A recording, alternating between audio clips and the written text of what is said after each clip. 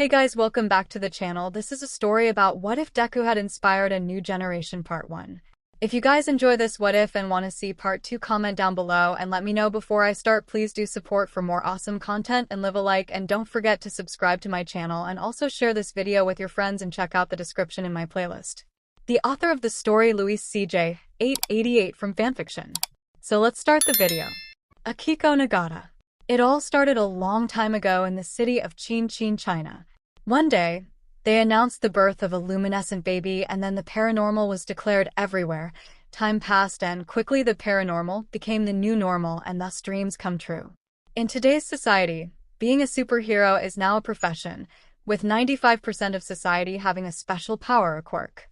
But not everything in this life is good. With the coming of the quirks, the villains came true, and a few years ago, the end of society was very close. All for One, the greatest villain that society knew. Along with his heir Tomura Shigaraki, they were close to destroying society as we know it. It was thanks to the courage of several heroes that this was prevented and peace reigned for a while until now. Mizudafu, Japan. Kaboom! An explosion occurs in the city where a giant robot appears and begins to destroy several buildings. People start running away while some police officers lead them to a safe place. That's right. Run at the presence of the mighty doctor technician. The person who was driving said robot said person was dressed like the typical evil scientist from the movies. As all the civilians flee, a family of 3 is frozen in fear, which the villain takes advantage of and throws a bus at them. However, before the bus hits them, something lands in front of the family, causing the bus to break apart. Saving the family. Did anyone tell you to respect public transport? The person who saved the family said while smiling at the villain. Said person is a tall man with a muscular build, short but messy green hair, green eyes, and freckles on his cheeks. He is dressed in a full-body green suit with gold details, a yellow cape that also serves as a scarf, white gauntlets, and red forearms.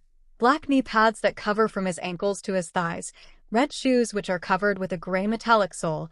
On his face he wears pointed blue glasses. This person is none other than...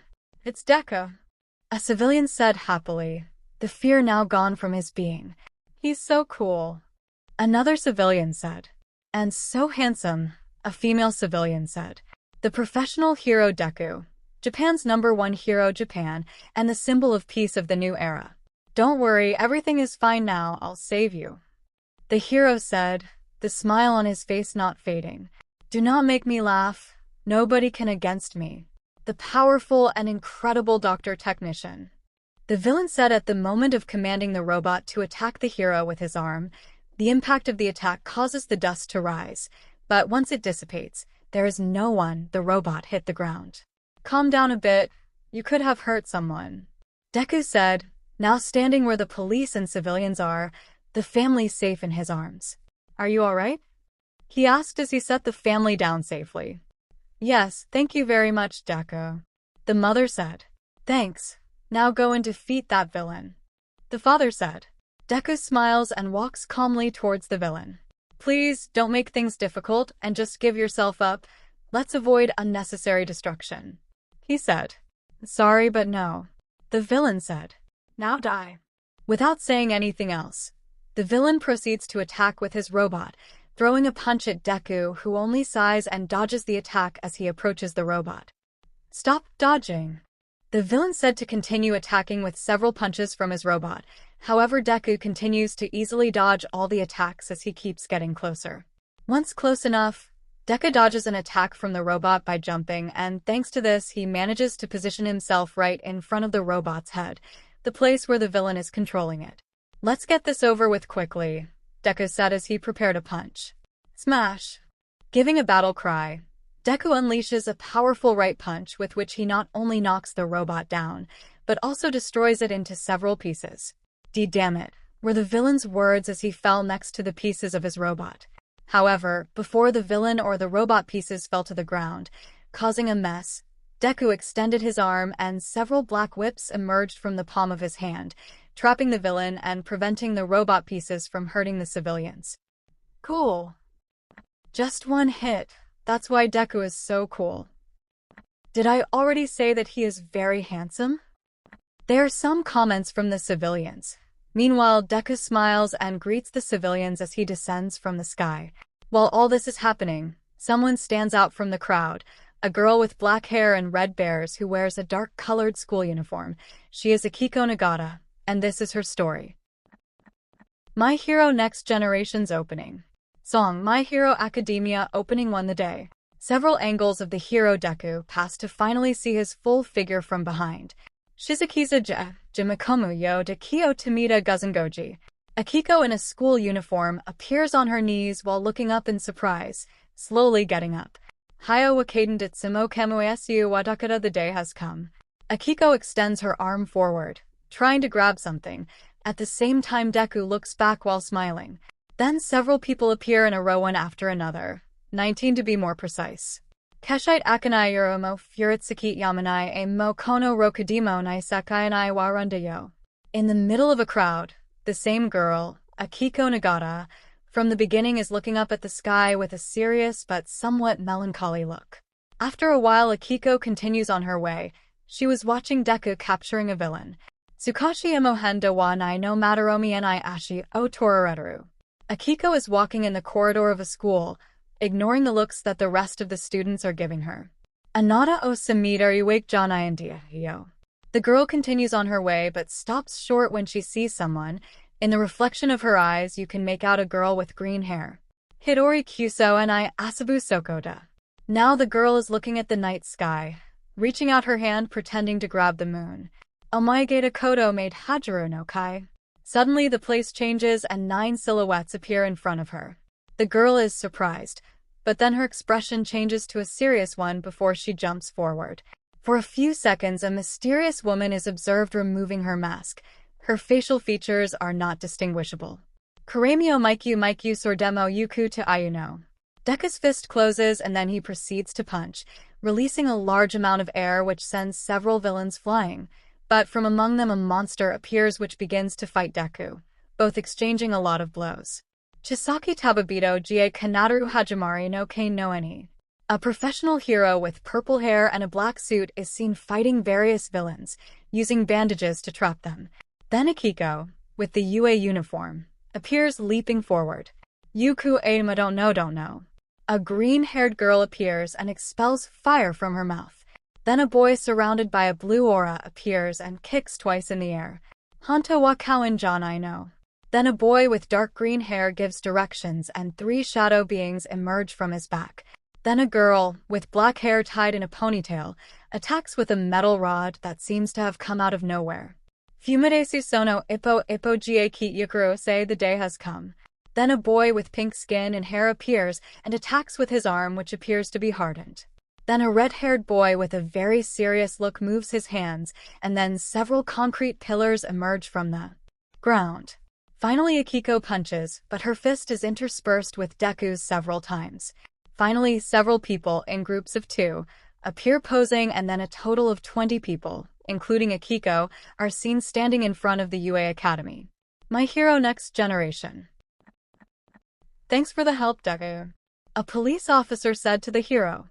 We'll take care of him from now on. Meanwhile, the villain, Dr. Tenshinhan, is being loaded into the police van. This won't be the last you'll see of me. Dr. Technician said. A jail won't keep me locked up forever. When I get out, I'm going to get my... The villain didn't finish his sermon as Deku grabbed him by the collar of his shirt. Yes, we've all heard this before. Now please keep quiet and get in the van. Deku said before throwing the villain into the van and then closing the doors. And we are done. He's all yours, officer. The officer just nods and then climbs into the driver's seat, taking the villain off to jail. Just a few seconds later, a crowd of people surrounds Deku. You were great as always. Deku, I'm your biggest fan. Please give me your autograph. Can I take a picture with you? Or maybe 2. Or 3. Deku just smiles at the crowd.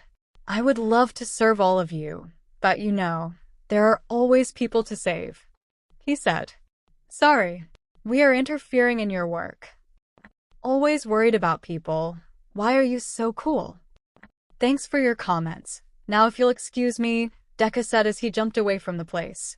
There is work to do and people to save. The whole crowd of people stares excitedly at the direction where Deku left. A short time later, people start to leave. Some keep talking about Deku. But among the crowd there is someone who, although now is just one more person, is someone who will be very important in the future. Her name is Akiko Nagata. She is a girl with an athletic complexion, long black hair that reaches her back, her eyes are red, and she wears a simple black female school uniform. Akiko is still seeing where Deku went. She has always been a fan of the #1 hero.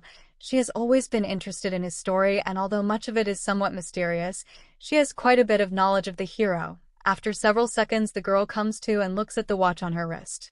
Yes, I'm late, very late, she said to herself to then continue to her destination. The 𝗵𝗃 Middle School. The 𝗵𝗃 Middle School is a well-regarded school located in Shizuoka Prefecture, near Mizudofu. Although the school is not very expensive, it is also not a school that anyone can attend as it has high standards in terms of alumni and future students. Akiko is walking through the halls of the school. Some people are looking at her with curiosity and others with amusement. The girl ignores the looks and continues on her way until she reaches her destination, her classroom. Taking a breath, the girl opens the door. When she opens it, she finds all her classmates and the teacher looking at her curiously. Mrs. Nagata? I see you're late, the teacher said. Sorry, there was a villain attack and I got caught in the middle of it, so that's why I'm late, Akiko said. Oh yeah. I heard something, I hope you're okay, the teacher said. Yes, I was with the crowd, but I couldn't move forward as the police kept us in a safe place, Akiko said. Very well, this time I will let it pass, please have a seat. When the teacher said that, Akiko thanks him with a quick bow and goes to her seat. You're just in time. I have an announcement to give to all of you. And what is it, teacher? A student asked. All of you are already in your 3rd year. That means that you will soon start your professional studies. All of you are already in your 3rd year. That means that you will soon start your professional studies. I know you all want to be heroes, but I ask you please also consider other alternatives. That is why I will give you these career survey documents. Please fill them out carefully. You have until next week to deliver them to me. The teacher delivers the documents, which are passed around among the students. When Akiko takes hers, she stares at the paper. My career. What I want to be in the future. After this, classes continued regularly until the end of the day. Akiko finishes filling out her career survey when suddenly someone takes it out of her hands. Hey Akiko, what's up? A boy, her classmate said. Tanaka, can you please return my career survey? Akiko said with an annoyed expression. It's not the first time this guy messed with her. Don't worry, I'm just checking what you plan to do for your future. I'm worried that you choose something that could put you in danger, the boy said with a clear mockery in his voice. Hey Tanaka, she asked you to return what is hers, a female voice said.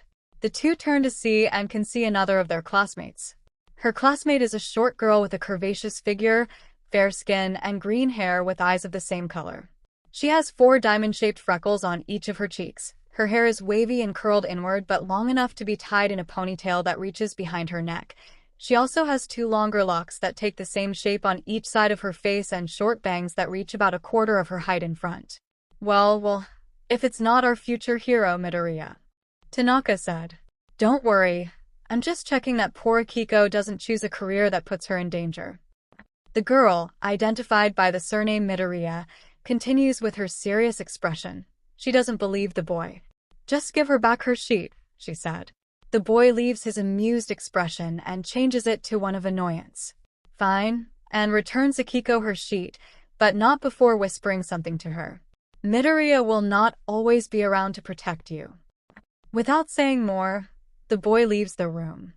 Thank you, Reiko-chan, Akiko said. Reiko finally drops her straight face and smiles friendly. You don't have to thank me. That's what friends are for. Akiko smiles too. Reiko's happiness is always very contagious. Yes, I guess you're right. After this, both girls put their things away and leave the classroom. So, have you filled out your sheet yet? Akiko asked to her friend. Of course. Obviously, I will be a hero, Reiko said, her attitude always positive. How about you? I'm still thinking, looking at my options, Akiko said. Can I see? Reiko asked. I guess. Sure, Akiko said. Reiko takes Akiko's sheet and starts reading. So you're thinking of taking on your parents' company? Well, yes, it's the most logical option for me, Akiko said. Although it is not the only option that I put. I can see it, but what about being a hero? You told me you wanted to be one. Reiko said. I know, but that was just a dream, an impossible dream. After all, I'm quirkless, Akiko said. Only 5% of the population are like me. People like me are very rare these days. And what does that matter? I know you're quirkless, you told me. But there are different ways you could be a hero. You can always use support equipment to even out with people with quirks. Reiko said. Yes, but it wouldn't be the same, Akiko said. At least have it as an option. You could go to UA with me. You could try to take the entrance exam, so you have other options in case you don't get it. Reiko said. Also, it doesn't hurt to try, right? Akiko never ceases to be surprised at her friend's support.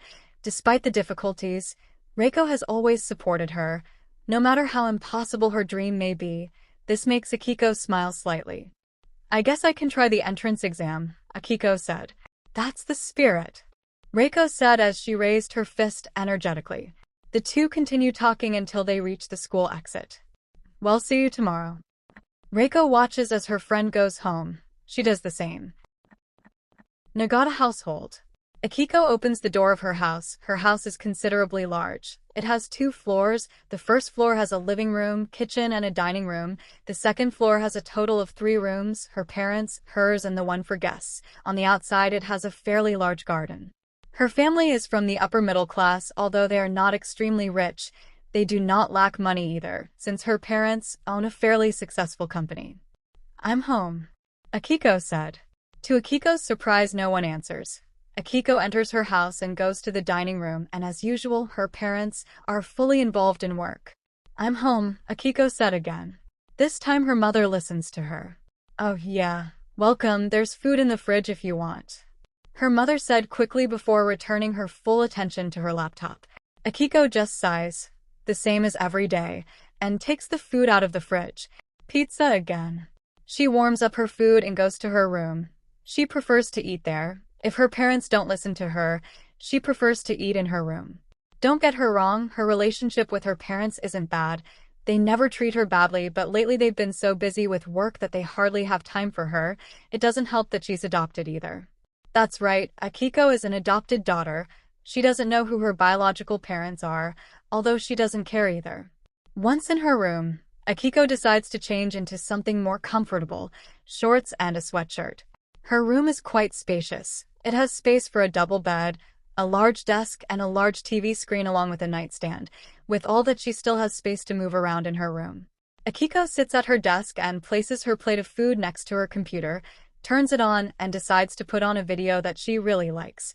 UA Sports Festival, first year, 20XX. Because she decides to see a sports festival from years ago? Well, very easy, it's the first sports festival where Deku participated. She always liked that video. Since I saw it, or for the first time, she couldn't help but watch it again. Her favorite fight. Izuku Midoriya versus Shoto Todoroki. Izuku Midoriya, the man behind Deku, yes. She knows his name, and it's obvious that her classmate Reiko is Deku's daughter. Obviously, she won't say anything. It's obvious that Reiko doesn't want everyone to know that she is the daughter of the #1 hero, both for safety and so that she can live her life normally. It's strange, but almost nobody knows the identity of Deku. Once a hero becomes famous, people forget that there is a person behind the mask, and surprisingly, nobody recognizes them if they are not in their emblematic hero costumes. Now, why is Izuku Midoriya's fight against Shoto Todoroki her favorite? Very easy. She admires Deku's spirit and persistence. How despite being injured, he never backed down against his rival. It also gives her a perspective of how far Deku had to go, from hurting himself to being the #1 hero. Without a doubt, it is a long way. It is thanks to that video that Akiko adopted the motto "Never Give Up." After finishing eating and doing homework for the day, Akiko goes out to do her daily exercise. Her exercise consists of jogging from her house to her favorite place in Mizutofu, Dagoba Municipal Beach Park. Once in Dagoba, Akiko begins the second part of her daily exercise, a little physical training by the sea. The beach is a very beautiful place and gives her the tranquility to train. By the time Akiko finishes her exercise, it is always nighttime, a perfect time to return home, take a bath and rest. Akiko stares at the horizon for a while, extending her hand towards the moon and clenching her fist, pretending as if she were grabbing the moon. Quite a pretty sight, isn't it? A voice takes Akiko out of her own world. When she turns around, she can see a tall man in a black sweatshirt, blue pants, and red shoes, as well as a cap and glasses that hide his face. Why yeah. This place used to be a garbage dump many years ago. It was not until someone decided to clean the beach that it is now a very emblematic place of Mizutofu. The man said. Akiko doesn't know why, but there is something in this man's aura that makes her sure that nothing bad will happen. I didn't know that. I thought it was always like this. Hardly anyone believes it. It's hard to think that a place as beautiful as this used to be a dump. The man said. If you allow me, what is such a young girl doing here at this time of night? Oh, I always come to this beach to train. Only this time I stayed a while longer. I've always liked the night, especially when there's a full moon like today. Akiko said. Training? What for? The man asked. I plan to take the UA entrance exam, try to enter the hero course. Akiko said. Oh, so you want to be a hero? Well, I wish you luck, although I don't see you very enthusiastic, the man said. Well, I'm just going to try. I doubt very much that I'll pass the exam. After all, I'm quirkless, Akiko said. The man remains silent for a few seconds, but then answers. So you're part of that 5%. If you don't mind, why do you want to be a hero? Akiko thinks about it for a moment. She had never stopped to think about it. I guess it's because of Deku, but I think it's more special since I saw a video of him. Something attracted me and I wanted to investigate more about him. That's when I came across the video of his fight against Shoto Todoroki in his first sports festival, his perseverance, never giving up. He inspired me to be just like him, someone who smiles despite everything, someone who never gives up. That's why I want to be a hero. I want to be the one that inspires people to never give up. Just like Deku inspired me. The man stares at him and a smile appears on his face. In this case, you will become a great hero. This answer surprises Akiko. He is the first person, after Reiko, to support her in her dream. Yes, he is a stranger, but there is something in his words that fills her with hope. Are you serious? Do you really think that Yes, I really think that you can become a hero, the man said. Akiko smiles at these words. Thank you. You have nothing to be thankful for. Now if you'll excuse me, I have to retire. My family is waiting for me at home, the man said before leaving. Akiko watches as that guy leaves. Then she goes to her backpack and takes out a piece of paper and a pencil. It's her career survey document. Taking the pencil, she erases everything she wrote and then wrote only one thing. Hero. It doesn't hurt to try, right? Reiko's words ring in her head and she smiles. Reiko-chan, I'm not going to try. I'm going to pass the exam and go to UA with you. After writing on her sheet, Reiko looks at the horizon, this time with a smile on her face. This is how her story begins, the story of Akiko Nagata, the new successor. Flashback. Mother, can you play another video? A little 4-year-old Akiko asks her mother. Another? You really like him, don't you? Akiko's mother said. Of course, he's really amazing. I want to be like him when I grow up. Little Akiko said. Alright, but just one more, okay? Akiko's mother said as she started to play another video. Yes. Little Akiko said without taking her eyes off the computer screen. The video begins to produce, and in this you can see a building about to collapse. A crowd is in front of it. Some are worried because there are family and friends inside. Suddenly the building ends up collapsing and many people are scared. Others, they cry. But suddenly a figure emerges from the building before it collapsed completely. Don't worry, everything is fine now. The person said person is Deku on the day of his debut, while carrying all the people who were still trapped inside the building. I'll save you. Seeing this, little Akiko's eyes light up while her smile grows even more. Time passes and now a man, Akiko's father, disguised as a monster destroys a fictitious city made of cardboard. Fear me. I am the destroyer and I have come to make everyone kneel before me. Akiko's father said with a fake evil tone.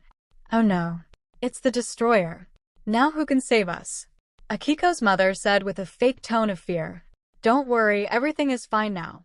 Little Akiko said as she had a yellow blanket around her neck, simulating Deku's cape. I'll save you. It's Deku. We are safe. Akiko's mother said. That's right, now I will defeat you, villain. Akiko said while tackling her father, who doesn't resist and drops to the ground. Impossible. I can't lose. Akiko's father said before pretending to faint. Thanks for saving me, Akiko's mother said as she approaches Akiko. Wait, you're not Deku. Akiko's mother proceeds to pick her up and hug her. You are Akiko, the best hero of all. Akiko just laughs. Definitely one of the best days of her life. Her father soon joins the family hug. Time passes and now we are in a hospital clinic. Well, surely this is something very weird, the doctor said. Is something wrong, doctor? Akiko's mother asked. No, well, the truth is that it is somewhat complicated. The doctor said. We carry out the tests to detect if your daughter has a quirk. The first test is positive. Your daughter does not have the extra joint in her foot. The doctor shows an x-ray of Akiko's foot. That means my daughter has a quirk, right? Akiko's father asked. Not exactly. These days there are quirkless people who are born without the extra joint. This test is the first to be done. If the joint appears, the second isn't necessary. The doctor explained while handing a document to Akiko's parents. This is where the strange thing happens. We did the test to detect the quirk factor in your daughter, but she did not give any results and we did it several times. And what does that mean? Akiko's father asked. Does my daughter have a quirk or not? I don't know, maybe? The doctor said. Sorry, this is the first time something like this has happened. What I mean is that nothing is clear. Your daughter may or may not have a quirk. The only thing to do is wait. Time will give us an answer. Very well. If there is nothing else that can be done, Akiko's mother asked. And so the years passed and time gave an answer. Akiko is quirkless. After that news spread at school, the stares began. People began to avoid her, and although some people tried to bully her, this was quickly stopped by the teachers. Akiko's life began to look very depressive. At school, she was always alone. The other students didn't mess with her, but they ignored her. It didn't help that little by little her parents were busier with work, dedicating less and less time to her daughter. Akiko soon found refuge in Deku's videos. Those videos took her out of her sad reality, and it was there, one night at the age of 10, when she first came across what would become her favorite video, the video of Izuku Midoriya against Shoto Todoroki at the sports festival. That video is the one that gave her hope. If Deku could become #1 with such a huge disadvantage, which is breaking his bones every time he uses his quirk, maybe she can become a hero too. Akiko clung to this little ray of hope for 2 full years. When she entered middle school is when she met what would be her best and only friend, Reiko Midoriya. Akiko had seen the girl before, but she never knew. They hadn't spoken before since they had never shared the same classroom. In middle school, they spoke for the first time, and little by little they became friends, Reiko being the first person to support her in her dream, an impossible dream. Flashback end. The alarm clock sounds indicating the beginning of a new day. Akiko opens her eyes, turns off her alarm, and gets up. Those memories again. But then memories of last night flashing through her mind. This time is different. There are people who believe in me. Akiko looks at her desk and sees her sheet there which only has one word written on it. Hero. Akiko smiles. For some reason, the conversation with the guy last night gave her some confidence. She's not just going to try to take the UA entrance exam just to try. She's going to do it to pass. Without wasting any more time, Akiko changes into her Bespin school uniform, packs her things, and goes downstairs for breakfast. All this with a determined smile on her face. My Hero Next Generation's opening. Song My Hero Academia opening won the day. Several angles of the hero Deku pass to finally see his full figure from behind. Shizukiza 𝗔𝗵𝗲 𝗔𝗂𝗁𝗲 𝗔𝗂𝗏 Akiko in a school uniform appears on her knees while looking up in surprise, slowly getting up. 𝐒𝐩𝐢𝐵 the day has come. Akiko extends her arm forward, trying to grab something. At the same time, Deku looks back while smiling. Then several people appear in a row one after another, 19 to be more precise. 𝐒𝐩𝐢𝐵 𝐒𝐻𝐢𝐵 𝐒𝐻𝐢𝐵 𝐒𝐻𝐢𝐵 In the middle of a crowd, Akiko Nagata is looking up at the sky with a serious but somewhat melancholy look. After a while, Akiko continues on her way. She was watching Deku capturing a villain. 𝗧𝗏𝗄𝐻𝑒𝐻 wa nai no 𝗲𝗏𝗄𝐻𝑒𝐻 𝐒𝐭𝐚𝐲 Akiko is walking in the corridor of a school, ignoring the looks that the rest of the students are giving her. 𝗓𝗏𝗄 𝗧𝗵𝗲 The girl continues on her way but stops short when she sees someone. In the reflection of her eyes, you can make out a girl with green hair. 𝐎𝐻𝑒𝐢𝐵 Now the girl is looking at the night sky, reaching out her hand pretending to grab the moon. 𝐒𝐻𝐽𝐫 Suddenly the place changes and 9 silhouettes appear in front of her. The girl is surprised, but then her expression changes to a serious one before she jumps forward. For a few seconds, a mysterious woman is observed removing her mask. Her facial features are not distinguishable. 𝗓𝗄𝗵𝗲 𝗧𝗏𝗄𝐻𝗪 Deku's fist closes and then he proceeds to punch, releasing a large amount of air which sends several villains flying. But from among them a monster appears which begins to fight Deku, both exchanging a lot of blows. 𝐬𝐴𝐺𝑖 𝗵𝗃𝗏 𝐔𝐬𝐚 𝗂𝐻𝗪 no ken no any. A professional hero with purple hair and a black suit is seen fighting various villains, using bandages to trap them. Then Akiko, with the UA uniform, appears leaping forward. 𝑒𝐭𝐚 don't know. A green-haired girl appears and expels fire from her mouth. Then a boy surrounded by a blue aura appears and kicks twice in the air. 𝗲𝗏𝗄 𝗓𝗏𝗄𝐻𝗨 Then a boy with dark green hair gives directions and 3 shadow beings emerge from his back. Then a girl, with black hair tied in a ponytail, attacks with a metal rod that seems to have come out of nowhere. 𝗵𝗄𝗏 sono 𝐒𝐻𝐽𝐫 𝐔𝐬𝐽𝐜 say the day has come. Then a boy with pink skin and hair appears and attacks with his arm which appears to be hardened. Then a red-haired boy with a very serious look moves his hands, and then several concrete pillars emerge from the ground. Finally Akiko punches, but her fist is interspersed with Deku's several times. Finally, several people, in groups of 2, appear posing and then a total of 20 people, including Akiko, are seen standing in front of the UA Academy. My Hero Next Generation. The Spin Middle School. Akiko finishes writing her class notes. Another school day has just ended. As usual, Akiko is putting her things in her backpack when her friend approaches her. Akiko-chan, how are you? Reiko asked. Have you submitted your career document survey yet? No, not yet. I actually made a few changes and wanted to show you. Akiko said, then shows Akiko her sheet. Seeing Akiko's sheet, Reiko smiles widely. Really? Is this for real? Reiko asked. Why yes. Let's say I had a revelation and this time I'm going seriously to fulfill the dream I always wanted. Akiko said. That's great. Reiko said while hugging her friend. Together we will go to UA, and we will become heroes together. Akiko smiles at her friend's emotion. Yes, we'll make it, I'm sure of that. This calls for a celebration. Reiko said. Are you free today after school? Well, I think so. I don't have anything to do after school, Akiko said. So let's go out. I know a place that sells delicious food. I went once with my parents. Reiko said. Sure, it can be fun, Akiko said. Great. So how about we meet at 4 p.m. downtown? Reiko asked. So we have time to go home and change into something more suitable for going out. That seems fine to me, Akiko said. Great. You will love the food there. It's very delicious. Reiko said. After this little conversation, both girls go to their respective homes. Nagata household. After arriving at her house, Akiko quickly goes to her room and begins to look through her clothes for something that is good to go out. The bad thing is that most of their clothes are for being inside the house or for exercising, simple t-shirts of a single color, baggy jackets, training shorts, or simple pants. I never thought that one day I would go out with a friend. That's why I don't have clothes for that. Those are Akiko's thoughts. After some time, more than Akiko wanted, she finally decides on her outfit. A black shirt which sticks to her body, white shorts, the only shorts she has that are not for training, a white sweatshirt over her shirt which is open, white tennis shoes and a pair of black socks that reach her below the knees. These are the most normal clothes I have, Akiko thought depressively.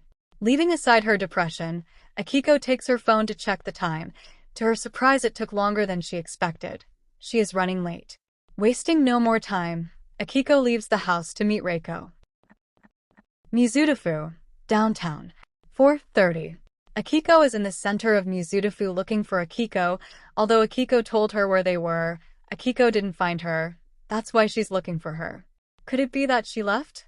She must be mad that I'm late.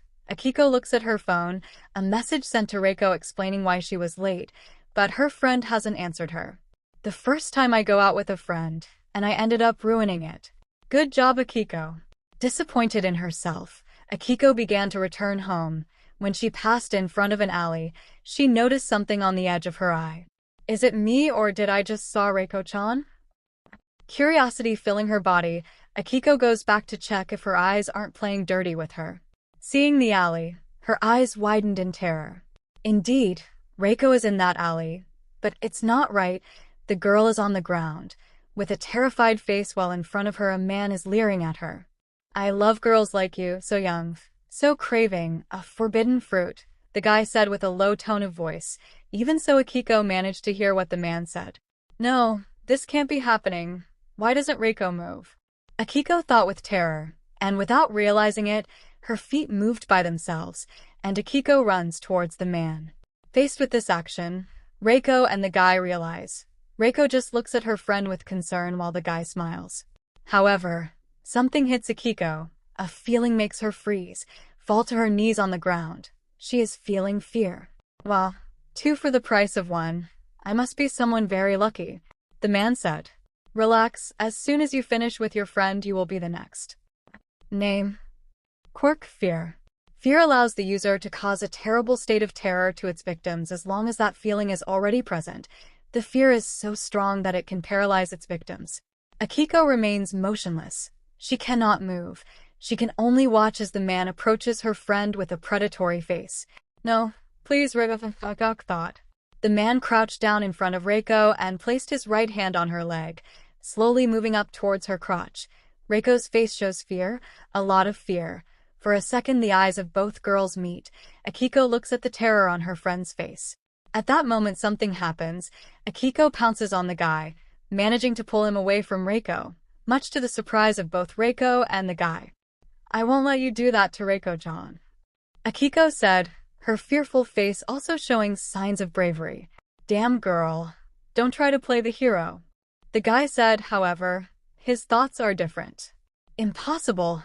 How could she escape the effects of my quirk? Akiko continues to push the guy, but he begins to resist. Akiko grabs him by the face, trying to get the guy to let go, and due to the struggle, Akiko manages to scratch the guy's face, managing to get some blood out of him. Because of that, the guy lets go of Akiko and steps back. Damn bitch, the man said and pulls out a knife. So that's how we have things. It doesn't matter, I also like them dead. The guy lunges at Akiko, who, on shaky legs, bravely prostrates herself between Reiko and the guy. She'll protect her friend no matter what.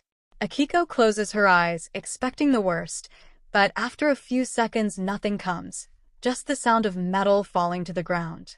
Akiko slowly opens her eyes, expecting to see the guy in front of her, but to her surprise when she opens her eyes, she finds herself looking at someone's back. After a few seconds, Akiko realizes who is between her and the guy. Deku, she said. Indeed, Deku is there. He arrived at the exact moment. When the guy tried to stab Akiko, Deku got in the way and the knife ended up breaking due to the resistance of Deku's body. However, something was different. The always smiling Deku has a very, very angry face. Something that had not been seen before. You, Deku said in an angry tone which made the guy very afraid. The guy tried to say something, but was received by Deku's fist. For a few seconds Akiko could see how the guy lost all his teeth as well as his jaw is dislocated by the punch and then crash into a wall, going through it. Once the guy broke through the wall, the effects of his quirk stopped working, letting Akiko and Reiko breathe some fresh air. Without taking a second, Deku quickly makes sure that both girls are okay. Are you okay? He asked. I think so. I think Reiko-chan is the one who was affected the most by this, Akiko said. I am fine, Deku, Reiko said. Deku stares at Reiko for a few seconds. She is still affected by what happened. I will have to talk to her, but this isn't the right place, he thought.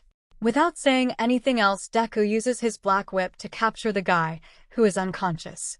Alright, stay with me, so you'll be safe. I'm going to turn this guy over to the police, Deku said. Police station. After arriving at the police station, Deku went to deliver the captured guy. Meanwhile, Akiko and Reiko are sitting on the chairs in the waiting room of the police station. Akiko turns to see her friend, who is quieter than usual. Seeing her, Akiko tries to start a conversation. Reiko-chan, are you alright? She asked. This catches the attention of Reiko, who turns to see her friend and gives her a slight smile.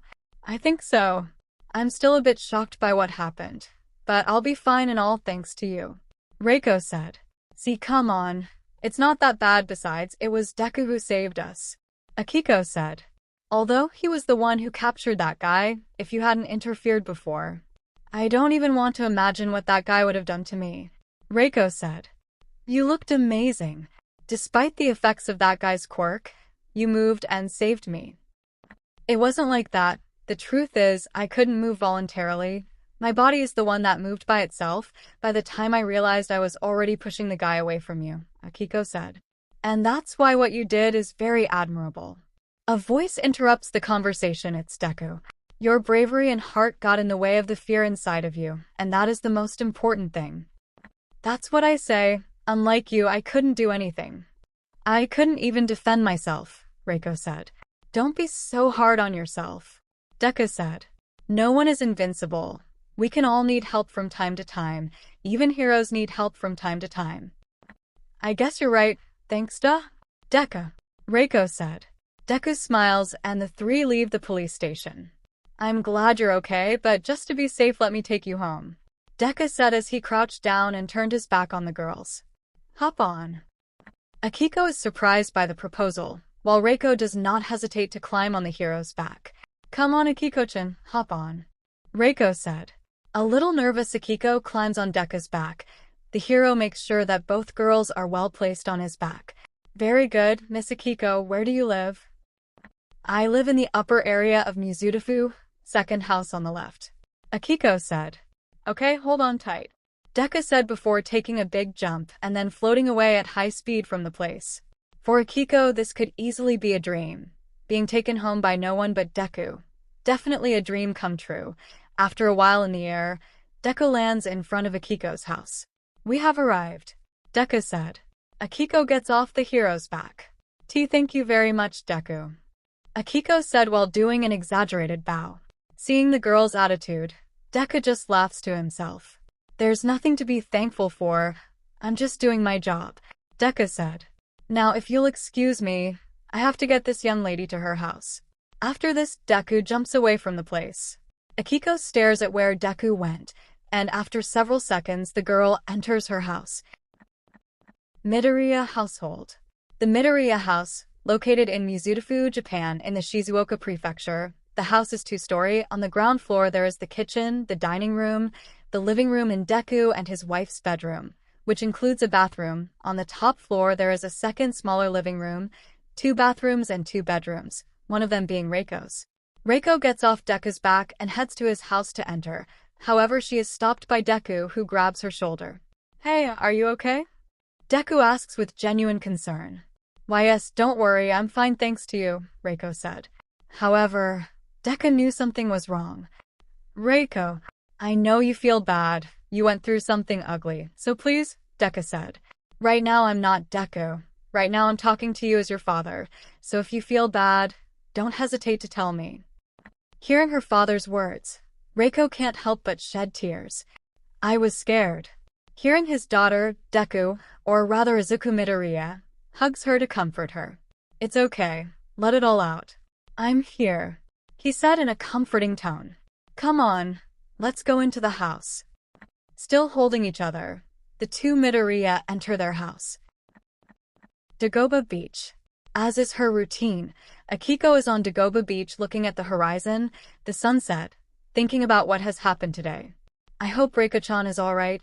Thank goodness Deku showed up when he did. Akiko remains silent, enjoying the calm and tranquility of the beach, although it is strange that there is no one in this place at this hour. We meet again, miss. Turning around, Akiko looks at the guy she was talking to the other day, dressed in the same way, although the clothes seem to be layered over other clothes. "How are you?" "I've been better, but overall I'm fine," Akiko said. "It makes sense. After what you went through today, it's normal to feel like this," the man said. These words put Akiko on alert. "What do you mean?" she asked. "You know what I mean, but you shouldn't feel bad about it. Your actions are admirable. Despite the fear, you didn't hesitate to save your friend," the man said. How do you know all that?" Akiko asked. "Very easy." The man proceeds to grab his clothes and remove them with a movement. By doing this, the man's true identity is revealed. It's Deku, wearing his hero costume. "It's because I saw what happened." Deku. Akiko screams in surprise. Wait, did you see what happened?" "Yes, I was going to interfere as soon as I saw what was happening. But when I saw what you did, I couldn't help but be in shock for a moment. It's been a long time since I've seen a display of courage like yours," Deku said. "Somehow, it reminded me of what I did when I was your age." What do you mean?" Akiko asked. "Just like you, a friend of mine was in trouble. He had been captured by a villain. I was scared. I didn't know what to do, and by the time I realized it, I was already running to save him. My legs moved by themselves," Deku said. At those words, Akiko widened her eyes in surprise. She tried to say something, but the words don't want to come out of her mouth. "And that same thing happened to you, right?" Deku asked. "Why, yes." Akiko falls to her knees on the ground. The best heroes in history have always had something in common. When someone is in danger, their legs always moved by themselves, Deku said. "That's why you, Akiko Nagata, can become an incredible hero." Those words, although technically she had already heard them before, this time knowing that it is Deku who says them to her, it make her cry. She couldn't help it. Happiness floods her heart. "Thank you. My Hero Next Generation's ending. Song My Hero Academia ending 1 Heroes. Shinai Boku to Boku o Kakamu Sekai de Igitimo Tsukadimo Mata Tokuda." A sheet of paper is found on a desk. Said sheet is Akiko's career survey document. It is noted that the words that were written before are now erased. Now there is only one word on that sheet: hero. Whoa!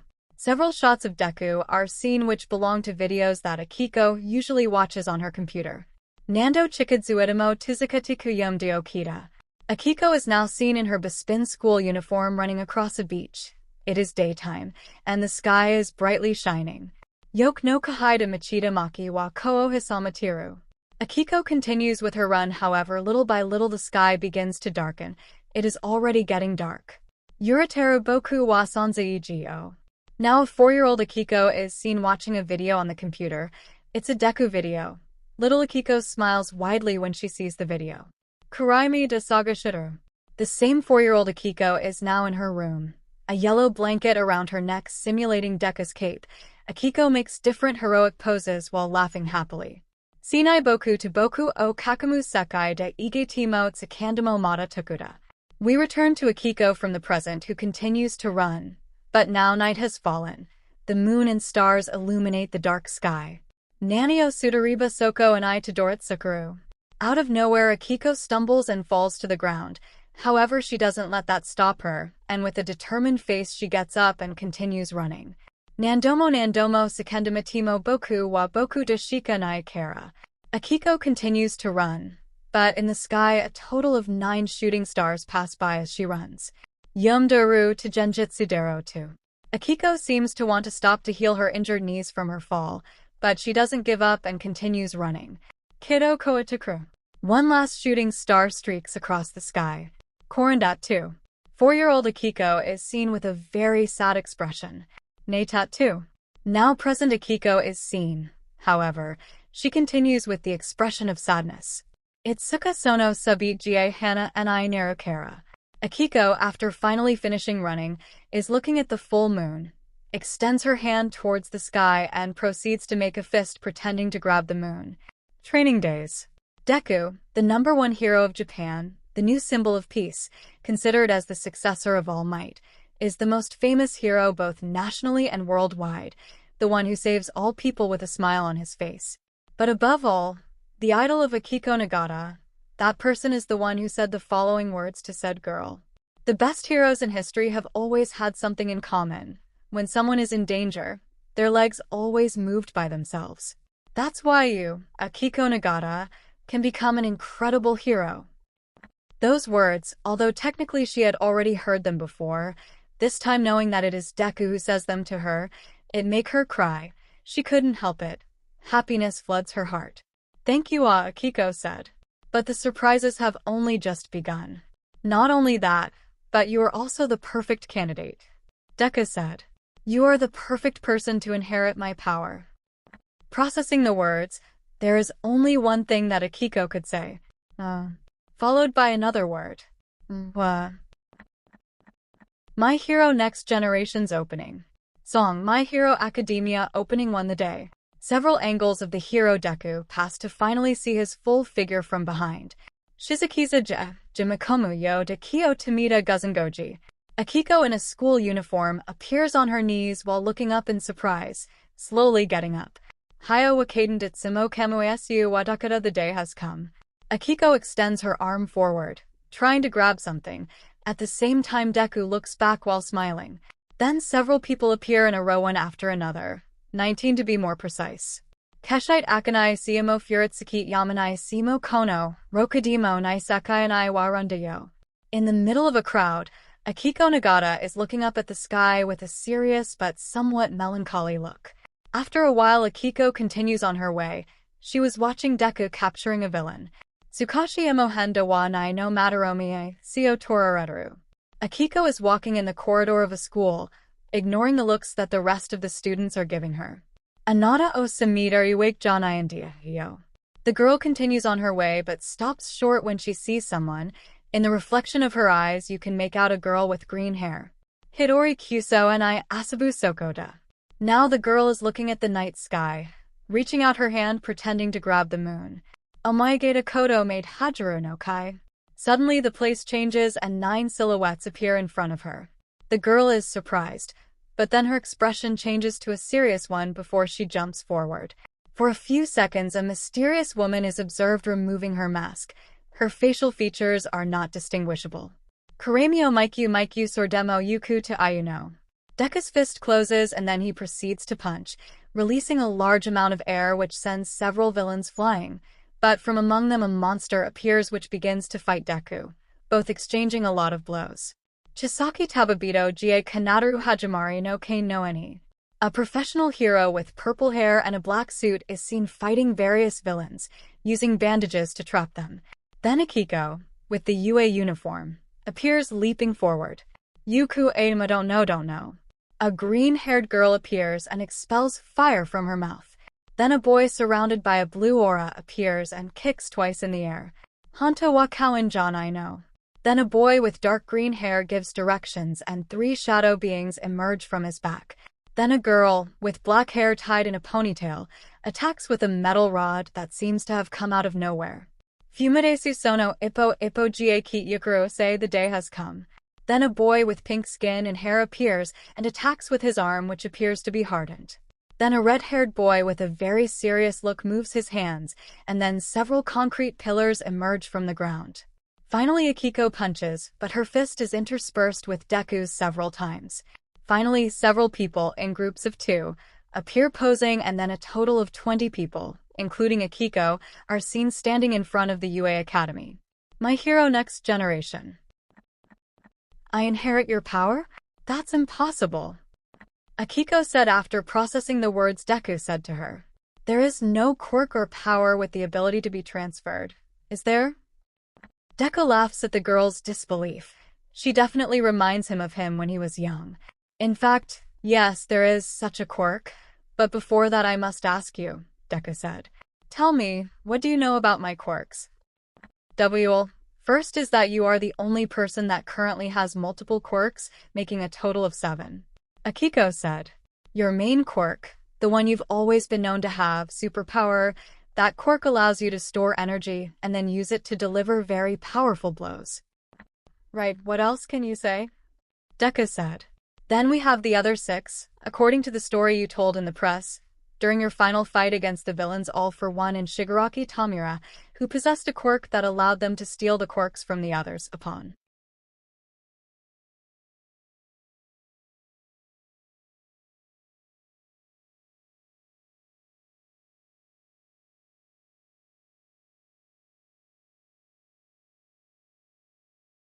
defeating them. The stolen quirks returned to their original carriers. However, some of the carriers had already died over time. Because of that, some quirks bonded with the first person they came across, which was you. Akiko said. I see you know a lot. Anything else you want to add? Deku asked.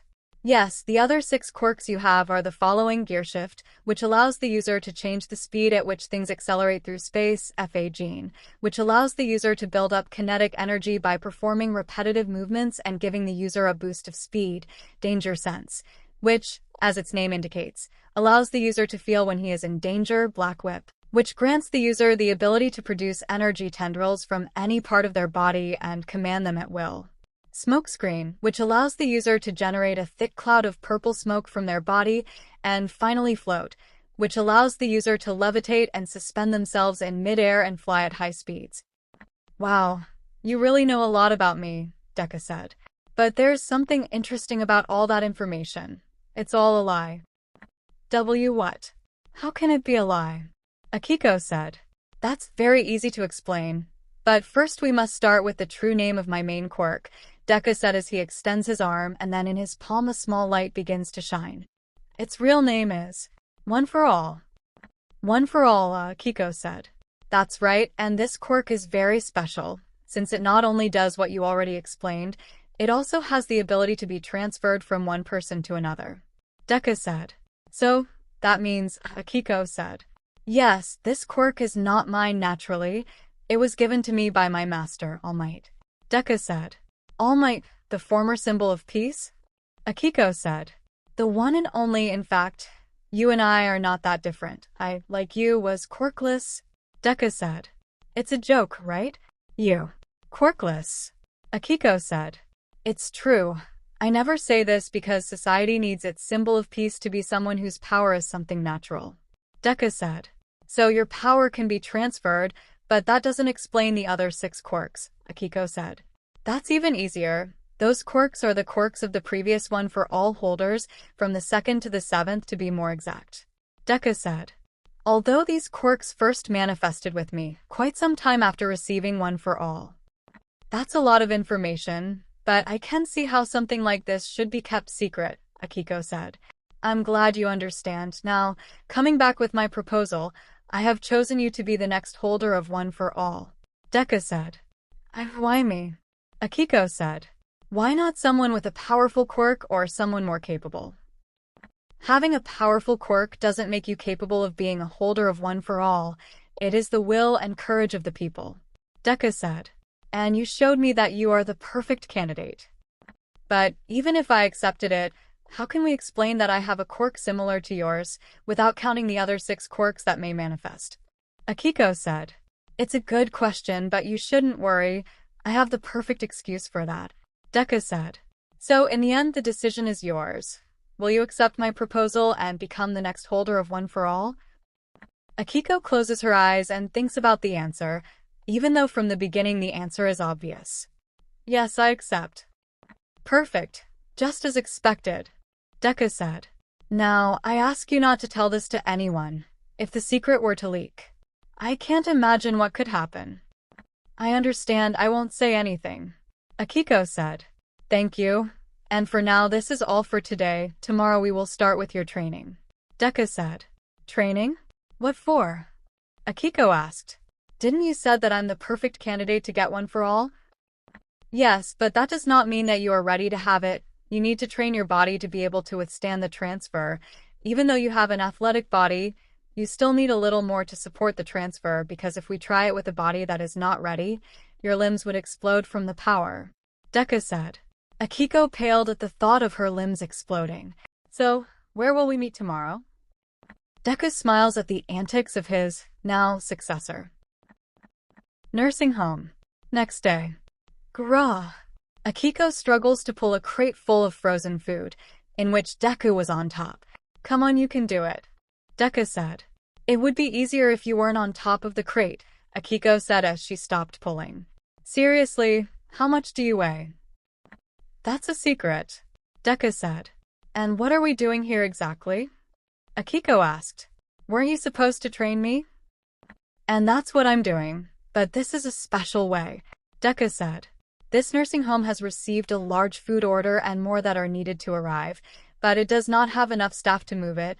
That is why I offered to help, and I took advantage of bringing you here. Not that I'm against it, but I don't see how it helps my training, Akiko said. Don't look at deliveries like that. If you look at it a certain way, you can substitute them with exercise tools, Deku said. Oh, I see now, Akiko said. That's right, you're not just training, you're also helping people while you do it. Those are the same principles as when I cleaned up 𝗧𝗪𝐵 Beach, Deku said. You cleaned 𝗧𝗪𝐵's? Akiko asked. That's right, I cleaned it while training for the One for All transfer, Deku said. Cool, Akiko said. In that case, I must continue. Akiko returns to pull the crate. Now without Deku's weight, things are easier. Akiko's training continued until nightfall, finishing moving the first load of deliveries.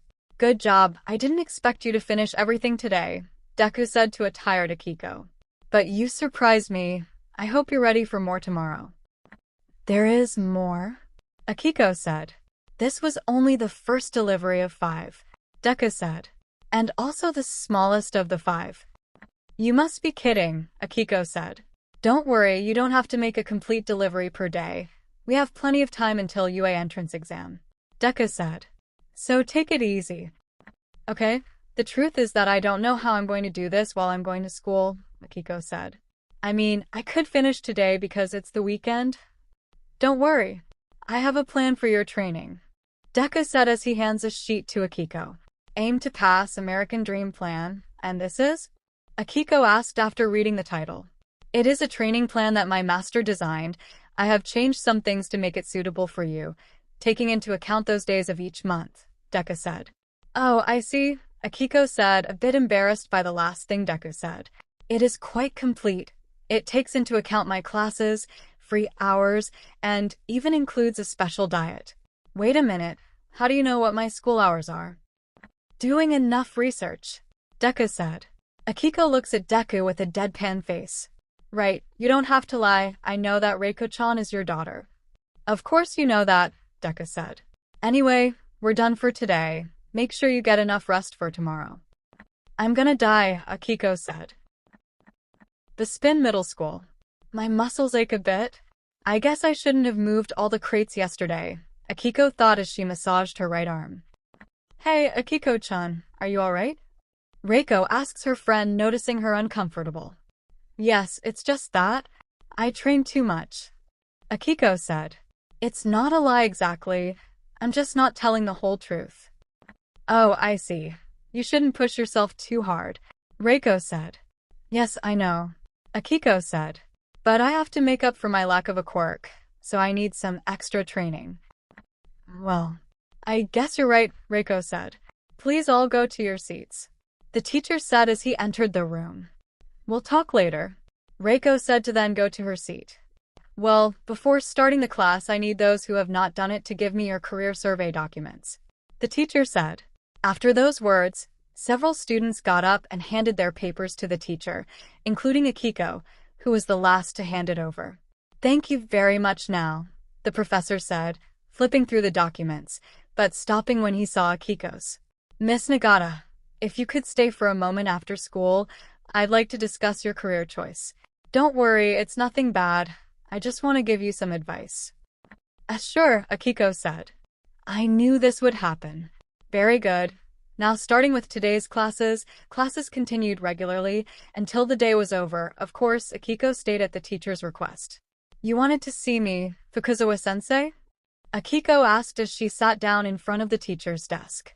Yeah, don't get me wrong, it's fine with me that you follow your dreams, and I won't discourage you from trying to get into a hero school, but I also can't help but worry about you, due to your special condition, the teacher said. That's why I'd like to advise you to look for second options in case you can't pass the entrance exams for hero classes. Why, you don't have to worry, sensei, I'm fully aware of how difficult it can be for me, but I want to try. I'm going to try to enter UA's hero course, but if I don't succeed, I also consider entering UA's general course. Akiko said.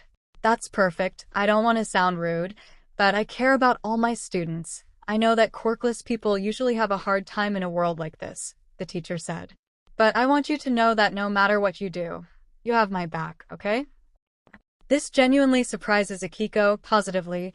Although the teacher has never let people bully her, he has never openly supported her. That means a lot, thank you. There's nothing to be thankful for. That's all I wanted to talk about. You can leave.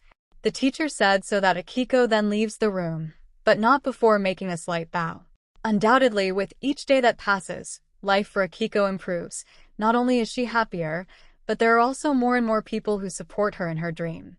Wasting no more time, Akiko returns home to eat and then goes to the nursing home to continue her training/community help. So the months go by, Akiko continues training, moving large boxes, small boxes, sometimes heavy objects, others traveling long distances. Other days Deku takes her to Dagoba to do other types of training such as swimming or jogging. At home things are also slightly different. Her parents are still very busy, but now Akiko has a special diet, all to be a suitable vessel for One for All. At school things are normal, except that from time to time Akiko arrives tired to class, which makes her classmates look at her strangely. Time passes until there is only 1 week left for the UA entrance exam. Akiko is on Dagoba Beach, ready for her daily training with Deku, but what she doesn't know is that things will be different today. What will we do today, Deku? Akiko asked. I see you're more excited than usual, but there's something you should know. We're done with your training. Deku said. We finished. Akiko asked. That's right, that only means one thing, Deku said. Your body is ready for the transfer. It's time for you to get One for All. It's time. Are you serious? Akiko said. Yes, the time has come. Deku said. Wow. I still can't believe it. I don't know what I did to deserve this, Akiko said. I'm very lucky. Let me tell you something that my master once told me. What you receive by luck or a blessing and what you receive when you are recognized, they are totally different things. Deku said. You got all this because of your perseverance and courage. You earned it and don't let anyone tell you otherwise. Deku said while taking a lock of his hair. And now what should I do? How do I get One for All? Akiko asked. Deku smiles, giving his lock of hair to Akiko. Eat this, he said. I've always wanted to say that. What? Akiko said, not believing what Deku said. Is this some kind of joke? Not at all. To get One for All, you need to get my day. Deku said. Eating a hair is the fastest way to do it, not counting a blood transfer. I see. Wait, that means if someone gets my DNA, Akiko said. No, it doesn't work like that. To transfer the One for All, the holder has to do it voluntarily to prevent someone from stealing it. It's as simple as not wanting to transfer it. Deku explained. Oh, that's a relief. Well, here I go, Akiko said after taking a breath, swallow Deku's lock of hair. This is disgusting. At least your hair is short. Trust me. I know the feeling, Deku said with a disgusted face as he remembered the day the One for All was transferred to him. After swallowing the hair, Akiko looks at herself. I don't feel any different. Of course, your stomach hasn't digested my DNA yet. You'll have to wait at least 2 hours to feel anything. Deku said. Oh, I see. So what else are we going to do today? Akiko asked. For the moment, continue training. Although you are ready for the transfer, you will still need to continue training to be able to use One for All at full power. Deku said. So take a few laps to the beach while I return. Yes, sir. Akiko said to start jogging across the beach. Meanwhile, Deku takes out his cell phone and dials someone. A few hours later, Akiko continues with her training, this time doing a bit of combat training, at which point someone calls out to her. Alright, by this point the transfer should be finished. Akiko turns around and looks at Deku, but this time he's not alone. Next to Deku is a woman, approximately 10 years younger than Deku, pale-skinned with bluish-white hair that is parted in the middle of her forehead, reaching almost to her waist, wide bright red eyes, and a horn poking from her forehead. The woman wears blue jeans, red shoes the same as Deku's, and a red and white shirt with the number 1 million in the center. T-transfer? I do not know what you're talking about, Akiko said. Relax. You can talk freely. 𝗧𝗂 said. Akiko, let me introduce you to 𝐒𝐻𝐢𝐵, and don't worry, she knows about One for All. She knows? But I thought it was a secret, Akiko said. And it is, but there are times when it is necessary for some people to know. 𝗧𝗂 said. Someday you too will have to entrust the secret to some people you trust. Someone I trust, Akiko said. I trust Reiko-chan, but I think I have to think things through before deciding who to tell. I see that you are already thinking about it, but we must not rush. For now, let's focus on the present. 𝗧𝗂 said. And what will we do now? Akiko asked. Very easy. Now that the transfer is finished, it's time for you to try One for All for the first time. That's why I brought Eri-chan. We don't know what will happen when you use it. 𝗧𝗂 said. What are you talking about? Akiko asked. We don't know how your body will react. For example, the first time I used One for All, I broke both my legs and one arm. 𝗧𝗂 said. I see, Akiko said, then looked at Eri. I guess she has a healing quirk. More or less, Eri said. My quirk is called Rewind. It allows me to rewind a living being to a previous state. If you get hurt, I can rewind you to the point before you got hurt. Wow, that's cool. Akiko said. Yes, but it has disadvantages. By rewinding your body, I also take away any type of advantage that your body has acquired. For example, if you somehow gain muscle after hurting yourself, if I rewind you back, you will also lose said muscle. Eri explained. That's why I use my quirk only to heal recent injuries. For other types of injuries, I use common medicines. So you're a nurse? Akiko said. More or less, I'm a nurse but also a pro hero. Eri said. So what should I do now? Akiko asked. How do I use One for All? It's complicated. Each holder had a different way of using One for All for the first time. For example, my master managed to use it perfectly the first time. 𝗧𝗂 said. For my part, One will help you to use it in a way that may work. May work. Akiko thought. 𝗧𝗂 stands in front of Akiko. Do you remember the feeling you felt when you ran to save Reiko? 𝗧𝗂 asked. Try to remember it, that feeling to save someone that you can only do if you use your quirk. The feeling when I tried to save Reiko-chan. Akiko closes her eyes trying to remember. Fear, despair, helplessness. Little by little flood her body, but then courage. At that moment she feels it, a strange sensation, something she had never felt before. That sensation runs through her body, energy. She can feel it. I think I got it, Akiko said as she opened her eyes.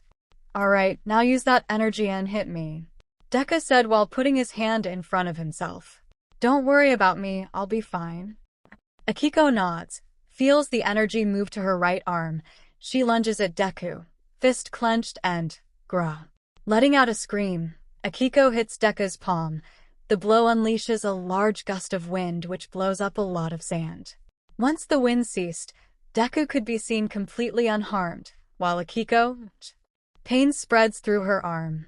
Akiko looks over, and her arm is swollen and slightly purple.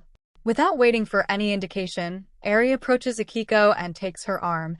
After a few seconds inspecting it, her horn starts to glow, and after a few seconds Akiko is completely unharmed, as if nothing had happened. Very good. How do you see it? What is the damage? 𝗧𝗂 asked.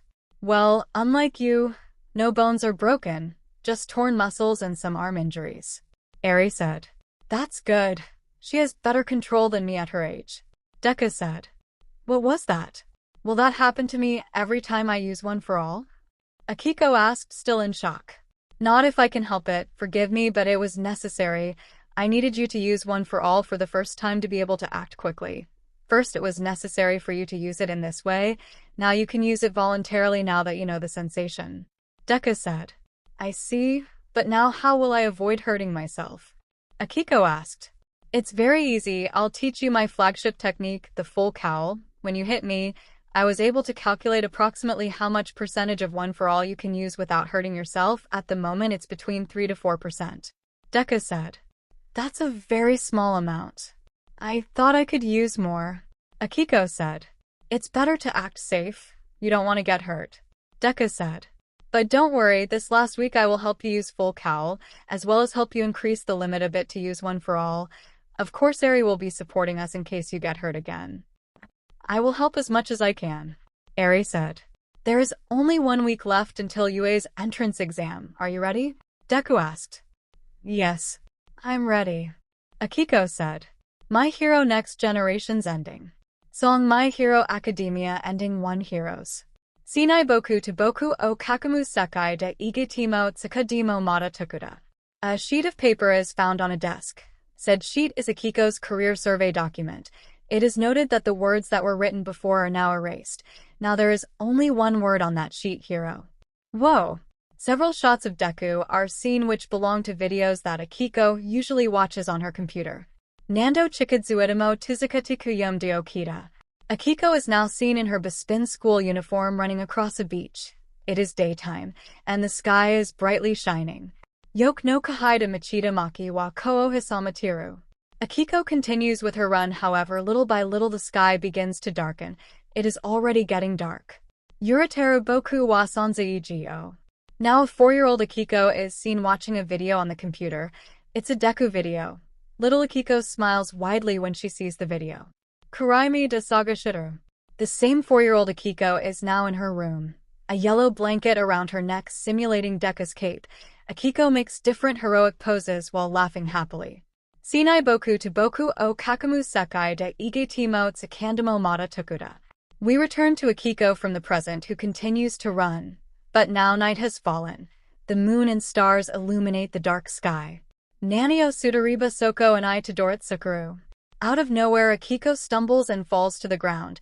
However, she doesn't let that stop her, and with a determined face she gets up and continues running. Nandomo 𝗓𝗏𝗄𝐴 boku wa boku de shika nai kara. Akiko continues to run. But in the sky, a total of 9 shooting stars pass by as she runs. Yomdaru to Genjutsu Dero 2. Akiko seems to want to stop to heal her injured knees from her fall, but she doesn't give up and continues running. Kiddo Koitakru. 1 last shooting star streaks across the sky. Korandat 2. 4-year-old Akiko is seen with a very sad expression. Naitat 2. Now present Akiko is seen. However, she continues with the expression of sadness. Itsuka sono subit hana and I narukara. Akiko, after finally finishing running, is looking at the full moon, extends her hand towards the sky and proceeds to make a fist pretending to grab the moon. Entrance exam. Dagobah Beach. It is a quiet night at Dagobah Beach where 3 people are present. The first person is Eri, who is sitting on a chair on the beach pier while watching the other 2 people who are training. Akiko gets up from the ground while looking at who is in front of her. Izuku Midoriya, the man behind the #1 hero Deku, the man who chose her to be the next holder of One for All. These past few days he has been helping her train One for All. And I'm going to call Izuku by his name, Izuku, while he's in his civilian persona, and Deku when he's in his hero persona. In this way we will differentiate when he is on duty or not. Izuku is with his arms crossed looking at his successor. Alright, one more time, he said. Akiko gets into a fighting stance, activating the One for All, causing it to be distributed throughout her body and purple lightnings to surround her, and throws herself once more at Izuku, who just watches her. Akiko attacks Izuku with several kicks, but he just dodges quite easily. Akiko quickly jumps up and tries to attack Izuku with an axe kick. However, Izuku easily blocks the attack with his right arm. Not bad, but you have to be more resourceful than that. But in that, Akiko's hands grab the arm with which Izuku covered himself. Something like this? Akiko said, and quickly uses Izuku's arm to push herself against him, setting up a kick straight to his face. However, as soon as the kick was millimeters from Izuku's face, he quickly jerked his head, dodging the attack and causing Akiko to crash face first into the sand. One for All deactivates. It couldn't have been easier to block it? Akiko said. Yes, but I prefer to dodge the blows, Izuku said as Akiko stands up and brushes the sand off her clothes and face. Still, I'm surprised how quickly you adapted to One for All in full cowl. You use it as if you already had it for a while and not just a few days. Yeah. I don't know, but for some reason after using it that day and you teaching me full cowl, it just feels natural to use it. It's weird, Akiko said. It is not that weird. Each holder is different when it comes to adapting to One for All, Izuku said. I see. Well, what's next now? Akiko asked. We are done for today, Izuku said. Go home, take a bath, and rest. Akiko relaxes, and together with Deku they go to Eri's side, who is watching their things away. So same time tomorrow? Akiko asks as she puts on her jacket. Actually no, Izuku said. The entrance exam is in 2 days, so better take tomorrow to rest. Remember that resting is just as useful as training. If you don't let your body rest, it will end up failing due to excessive fatigue. Yeah, I guess that's true, Akiko said. Come on, don't be sad. Everything will be fine, Izuku said. Yes, I know. This time I know that at least I have a chance to pass the entrance exam, Akiko said. It's just that I'm sorry that the training sessions with you are over. I won't see you two so often anymore. Eri was going to speak, but decided to shut up. Why ruin the surprise? Don't be sad, Izuku said as he puts his hand on Akiko's shoulder. I'm going to continue training you. Only it won't be as often as these days. Maybe one or another weekend, who knows? That's good to know, Akiko said. Well, I'm going home. Thanks for everything. I'm going to take advantage of tomorrow and update my Quirk record. Without saying anything else, Akiko goes home. Izuku and Eri watch Akiko as she walks away. This will be very interesting, Eri said. Yeah. Please do me a favor and make sure she's okay, Izuku said. Don't worry, I will, Eri said. My Hero Next Generation's opening. Song My Hero Academia opening won the day. Several angles of the hero Deku pass to finally see his full figure from behind. Shizukiza 𝗔𝗂𝗵𝗲 𝗔𝐿𝐼𝐵 𝐔𝐬𝐼𝐵. Akiko in a school uniform appears on her knees while looking up in surprise, slowly getting up. 𝐒𝐻𝐢𝐵 the day has come. Akiko extends her arm forward, trying to grab something. At the same time, Deku looks back while smiling.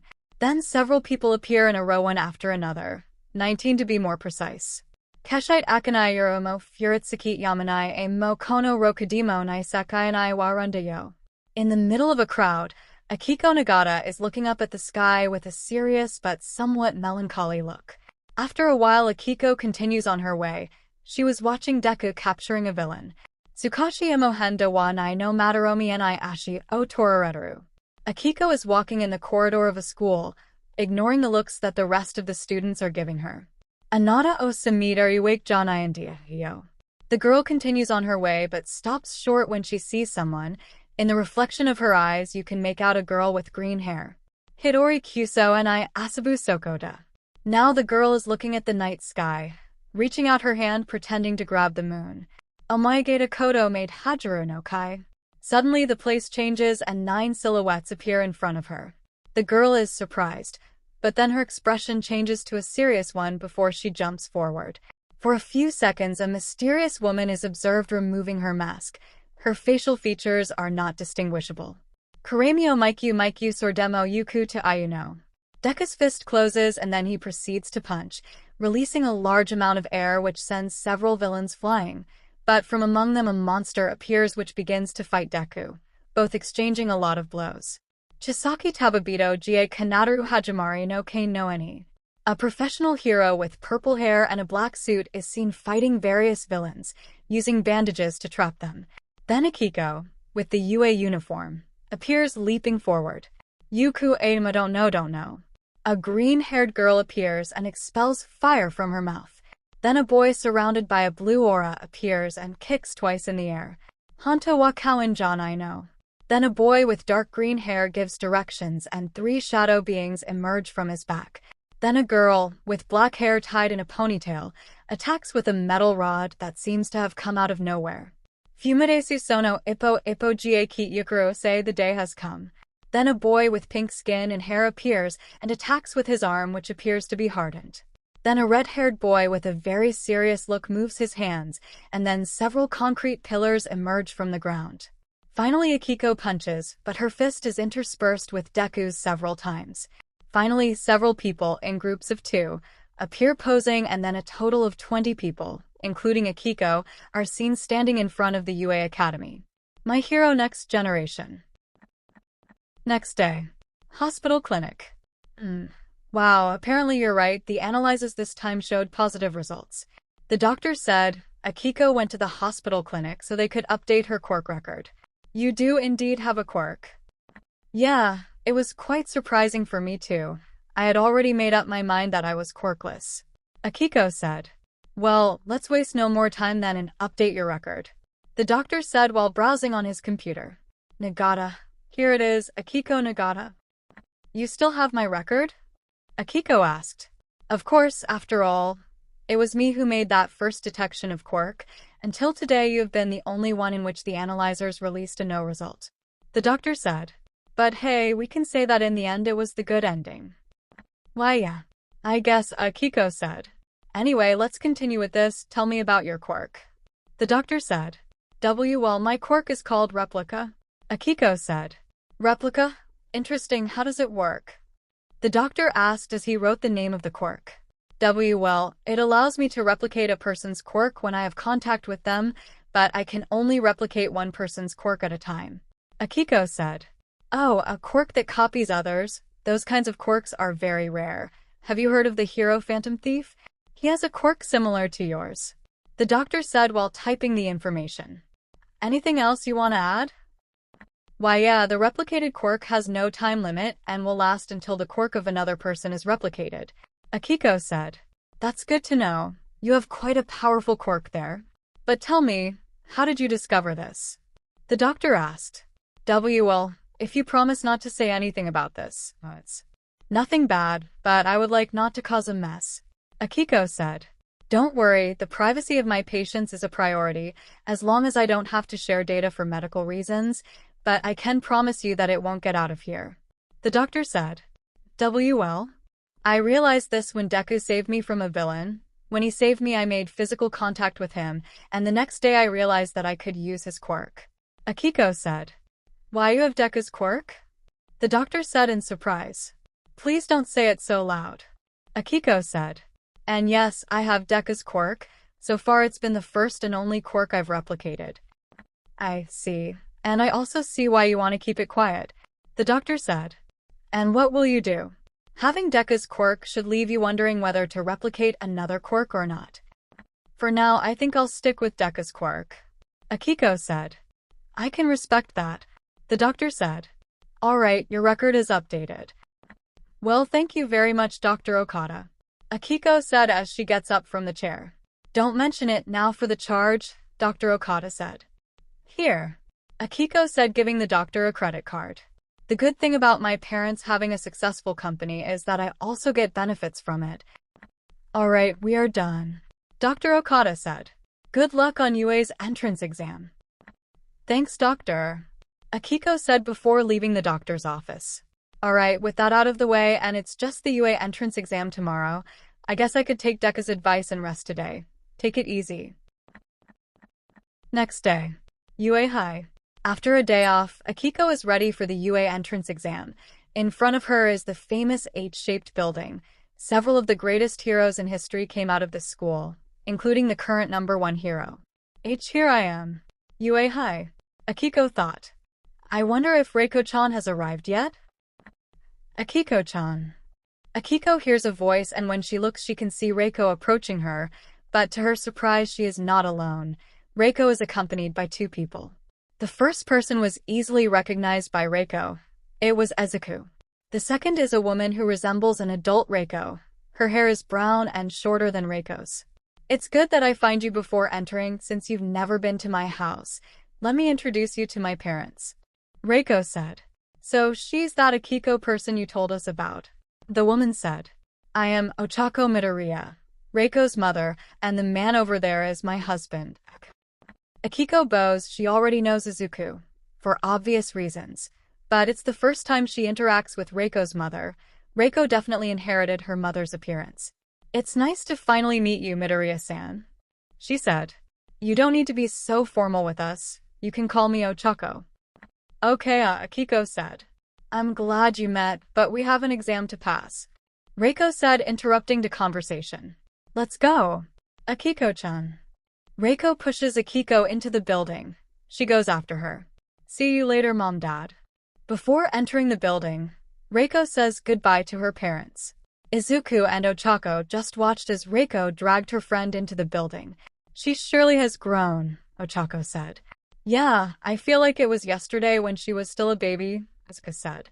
𝐒𝐭𝐚𝐲 smiles at her husband before looking at the famous H-shaped building. It's been a long time since we last stepped inside this place. Seeing it from the outside brings me a lot of memories, she said. Yeah, I know the feeling, 𝐒𝐽𝐴 said. You know, I think it was exactly right here. What do you mean? 𝐒𝐭𝐚𝐲 asked. It was right here where I met you, 𝐒𝐽𝐴 said. Hearing these words, 𝐒𝐴𝐽𝐴 blushes slightly, although she quickly looks away. Oh, what things you say, you smooth talker.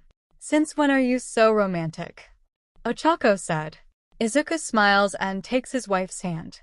I guess it's nostalgia. Come on, we haven't had time as a couple for a long time. Let's go eat something. Once inside the building, Akiko and Reiko head to the room where the written exam will take place. Are you ready? Reiko asked. I'm a little nervous, but I think everything will be fine, Akiko said. That's the spirit, Reiko said as they both enter the exam room.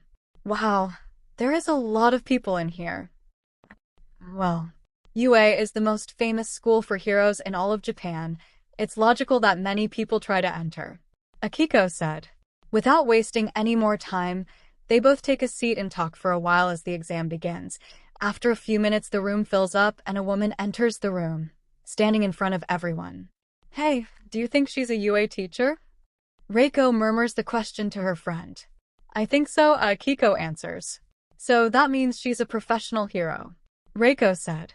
Said woman is a tall woman with a round face and a short equine muzzle, her face framed by thick wavy blonde hair which reaches halfway down her back, some shorter bangs hanging down her forehead.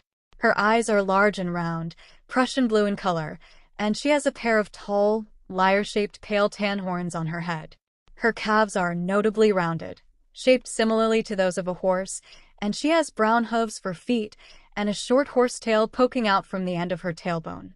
She wears a horse halter around her head with a lead rope dangling from the back, and her outfit resembles a jockey uniform, consisting of an orange skin-tight shirt with paler markings around her chest and stomach, with matching colored pants, along with a pair of fingerless gloves. She wears belts secured around her collarbone, biceps, and lower torso, and boots that not only guard her hooves, but also have stirrups attached on either side. The woman takes a microphone and begins to speak. Hello. Everyone, welcome to the UA's entrance exam. I guess some of you know me, but I will still introduce myself. I am the pro hero 𝗧𝗏, and I will be in charge of supervising the exam. Saying this, several robots enter the room to deliver the exam papers. You have an hour and a half to take the exam. When the time is up, I will return to explain the second part of the exam. The written exam began, and without anyone noticing, the exam time passed in the blink of an eye. Alright, time out, 𝗧𝗏 said as the robots collected all the exams. Now we will move on to the second part, the practical exam. Saying this, the screen lights up illustrating the exam instructions. Each one will be assigned to an area in which a simulated exercise will be carried out for 10 minutes in an urban area. In each area there will be different types of enemies which you will have to defeat to earn points. Each robot has a different value in points. We will be divided into different groups. Do you think we will be in the same area? Reiko asked to her friend. I doubt it. Most likely they won't let people from the same schools work together, Akiko said. Excuse me. I have a question, one applicant said. Let's hear it, 𝗧𝗏 said. I feel like this test is unfair. I mean, not all of us have quirks that will work in battle, the applicant said. 𝗧𝗏 was about to answer, but Akiko inadvertently answers first. So why not bring support equipment? Akiko said to herself. However, she said it out loud and they could hear her. Noticing the looks, Akiko blushes with embarrassment. I'm sorry. I didn't mean to interrupt. Don't worry, applicant 5933, please continue, 𝗧𝗏 said. Everyone knows that the UA practical exam is more combat-oriented. If your quirk isn't good for that, why not bring support equipment to make up for the lack? Akiko said. In fact, several heroes use support equipment to perform their hero duties efficiently. I mean, even Deku has his Air Force gauntlets to do ranged attacks. Correct, applicant 5933. You hit the mark, 𝗧𝗏 said. While the practical exam is combat-oriented, There is no rule that prevents those with a quirk that is not combat viable from bringing support equipment.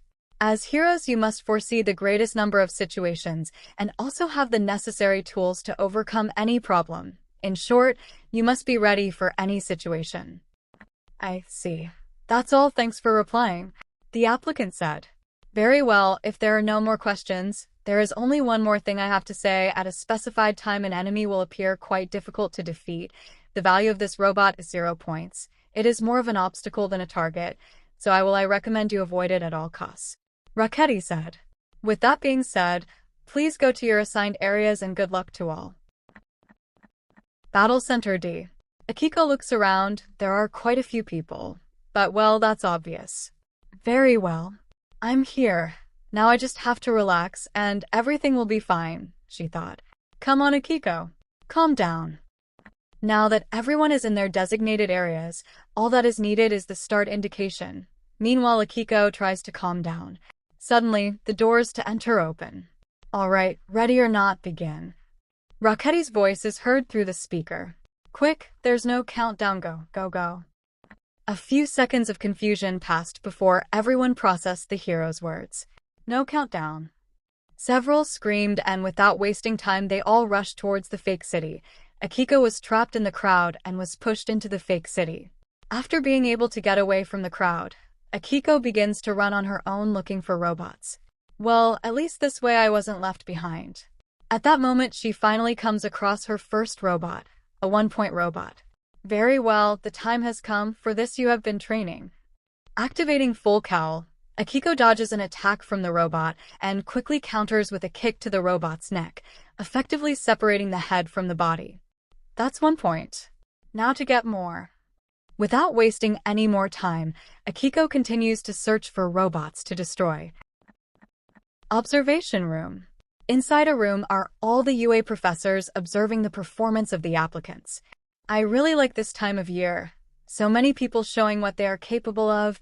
There is a lot to analyze. A female voice said.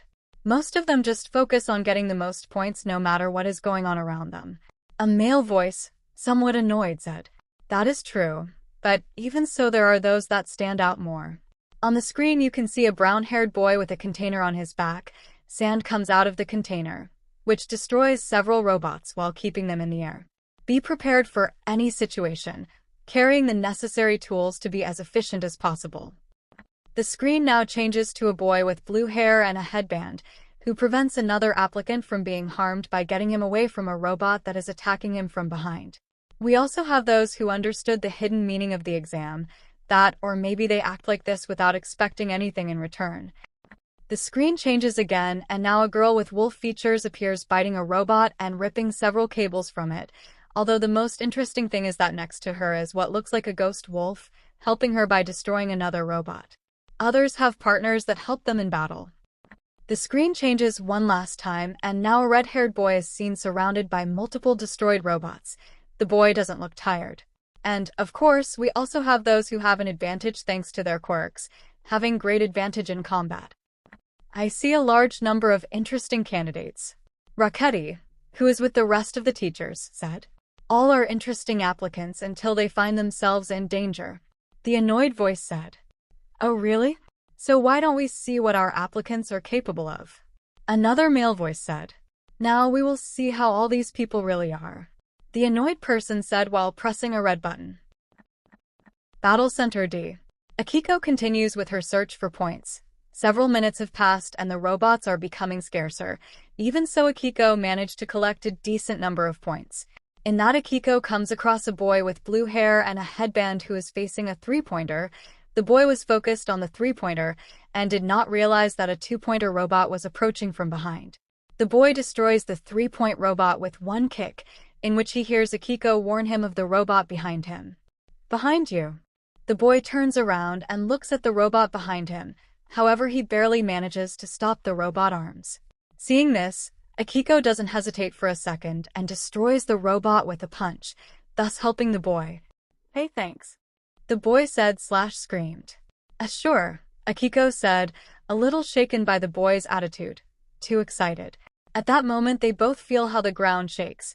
Several people pass by them. They are running away from something.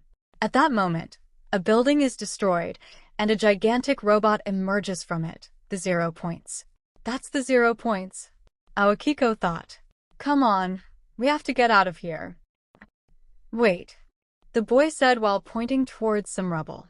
There's someone trapped in. He needs help. Without thinking, the boy charges in the direction of 0 points. Akiko looks to where the boy went and sure enough, someone is trapped. Wait. It is dangerous. Despite his words, Akiko also runs to help the trapped boy. The boy who was trapped by the rubble expected the worst, until the moment when Akiko and the other boy come to help him. Don't worry, dude, we got you. The blue-haired boy said. That pillar over there has him trapped. Akiko said while analyzing the situation. I'll take care of the pillar. You try to get it out of there. The blue-haired boy said as he went to the pillar that holds the boy prisoner and lift him up with his arms. Akiko quickly grabs the boy by the armpits and pulls him up, effectively pulling him out from under the rubble. He's free, Akiko said. Are you okay? Can you walk? The boy they rescued gets up off the ground. Thank you very much.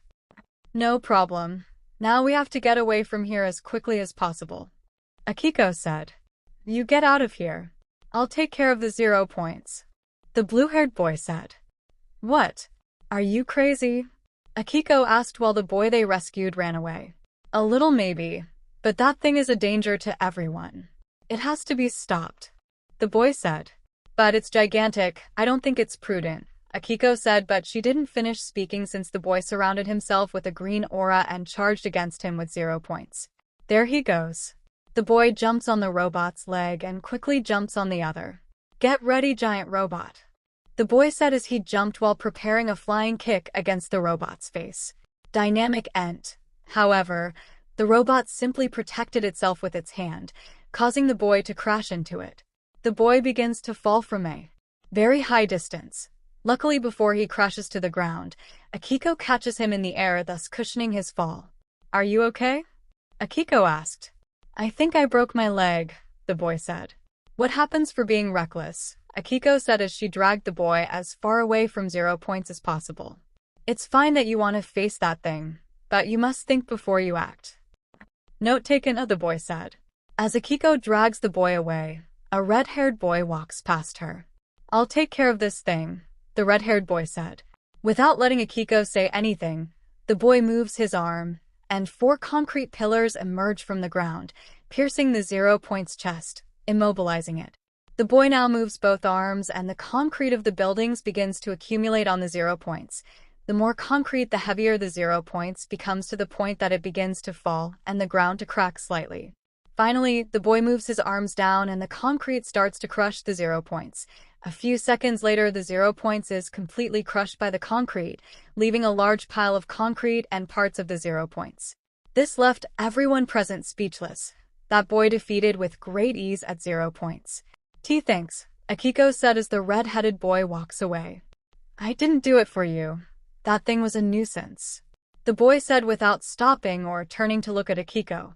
Everyone was about to go back to collect points when, all right, everyone. Time's up. Raketi's voice signaled the end of the exam. Akiko sighs to relax before looking at the boy she was dragging. Are you going to be all right? She asked. I think so. It doesn't hurt, but I think it's because of the adrenaline, the boy said. Great job. Everyone did a great job, a female voice said, a voice Akiko recognized. All right, what do we have here? Akiko is surprised to see Eri here.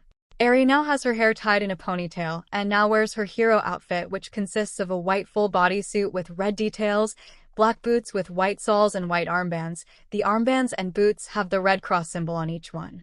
In addition to that, Eri has a green belt on her waist and a smaller one on her left leg. Both belts have a green bag attached to each one. I think he broke his leg, Akiko said. All right, in that case I'll take care of it. Eri touches the boy's head and using her quirk she rewinds him before he got hurt. The boy is surprised to see that he is completely unharmed. That's so cool, he said. Thank you, and now have an apple for your great work, Eri said while taking an apple from one of her bags and giving it to the boy. She also gives one to Akiko, but not before winking at her. Thank you, the boy said with great enthusiasm. Wow, who is she? An applicant asked. You don't know her? Another applicant answered. She is the one who makes sure that everyone in UA is well. She is the hero time nurse. 𝐒𝐻𝐢𝐫 aka time nurse. Quirk, rewind. Aries' quirk allows her to reverse a living individual's body back to a previous state, allowing her to make her target physically younger, heal injuries, and undo body modifications. She has even shown the ability to rewind someone's body to a point before they existed. Thanks for the introduction, Aries said. Now, is anyone else hurt? As Aries checks to see if someone else isn't hurt, Akiko sighs. I didn't expect to see Aries here. Well, at least the exam is over, she thought. A week later, Nagata's household. Akiko is eating in her room. A week has passed since the UA's entrance exam. I forgot to count how many points I got in the practical exam, but I think they are enough to pass. Her parents aren't home today, so Akiko has to keep an eye on the mail. Speaking of the devil, at that moment the doorbell of her house rings. Without waiting for a second, Akiko goes down to answer the door. Once opening the door, Akiko meets the mail delivery man. Good afternoon, I have a letter for Miss Akiko Nagata. The man said. Why yeah, that's me. Akiko said. Perfect, here you go. The man said, handing the letter to Akiko. From UA, huh? I wish you luck then. Thanks. After the man leaves, Akiko returns to her room to open the letter. Well, here goes nothing. Akiko opens the letter, and to her surprise there is a small hologram projector on it. Akiko activates the projector, and projects the hologram of a woman with black hair tied in a ponytail. The woman wears a high-collared, sleeveless crimson leotard with silver lines at her waist and around her arms, which is open to expose her skin from her neck to just below her navel. She sports calf-length red boots with heels, which dip sharply down in the center, and 2 gold utility belts around her waist, another, thinner one around the top portion of her chest, below her shoulders. Miss Akiko Nagata, I am the hero 𝗧𝗓𝗄 and I am one of the teachers at UA. In this projection I will provide you with your entrance exam results. The woman said. Very good. In the exam you obtained a total of 87%, which is a passing percentage. Akiko smiles at this. One step closer now. Now, on the practical test you got a total score of 33 villain points. Now, in the practical exam you got a total score of 33 villain points. Although there were higher scores, your score is high enough to pass. Congratulations. Akiko opens her eyes in shock and happiness. She can't stop a small tear from coming out of her eye. She made it. But that does not end here. We also have a second score. Due to the actions done in the exam, you were given a total of 25 rescue points, making a total of 58 points, which puts you in the top 10 in the leaderboard. My congratulations. Within this letter you can find your student ID as well or you assign class. We look forward to seeing you at UA, your hero academy. While Akiko was happy that she could pass the entrance exam, she is now crying with happiness. I did it. She screams with excitement. Her dream has finally come true. UA entrance exam leaderboard. 1 Yasuo Ueda. Villain points, 92. Rescue points, 5 total. 97. 2 Hideki Asajiri. Villain points, 56. Rescue points, 20. Total 76. 3 Kenzo Kirishima. Villain points, 45. Rescue points, 25. Total 70. 4 Reiko Midoriya. Villain points, 40. Rescue points, 27. Total 67. 5 Aoi Izuki. Villain points, 32. Rescue points, 30. Total 62. 6 Akiko Nagata. Villain points, 33. Rescue points, 25. Total 58. 7 Yugo Tanaka. Villain points, 40. Rescue points, 16. Total 56. 8 Minaguchi. Villain points, 27. Rescue points, 26. Total 53. 9 Hiro Nakamura. Villain points, 30. Rescue points, 22. Total 52. 10 Dai Okubo. Villain points, 30. Rescue points, 25. Total 50. My Hero Next Generation's ending. Song My Hero Academia ending 1 Heroes. Shinai Boku to Boku o Kakumu Sekai de Igetimo Tsukadimo Mata Tokuda.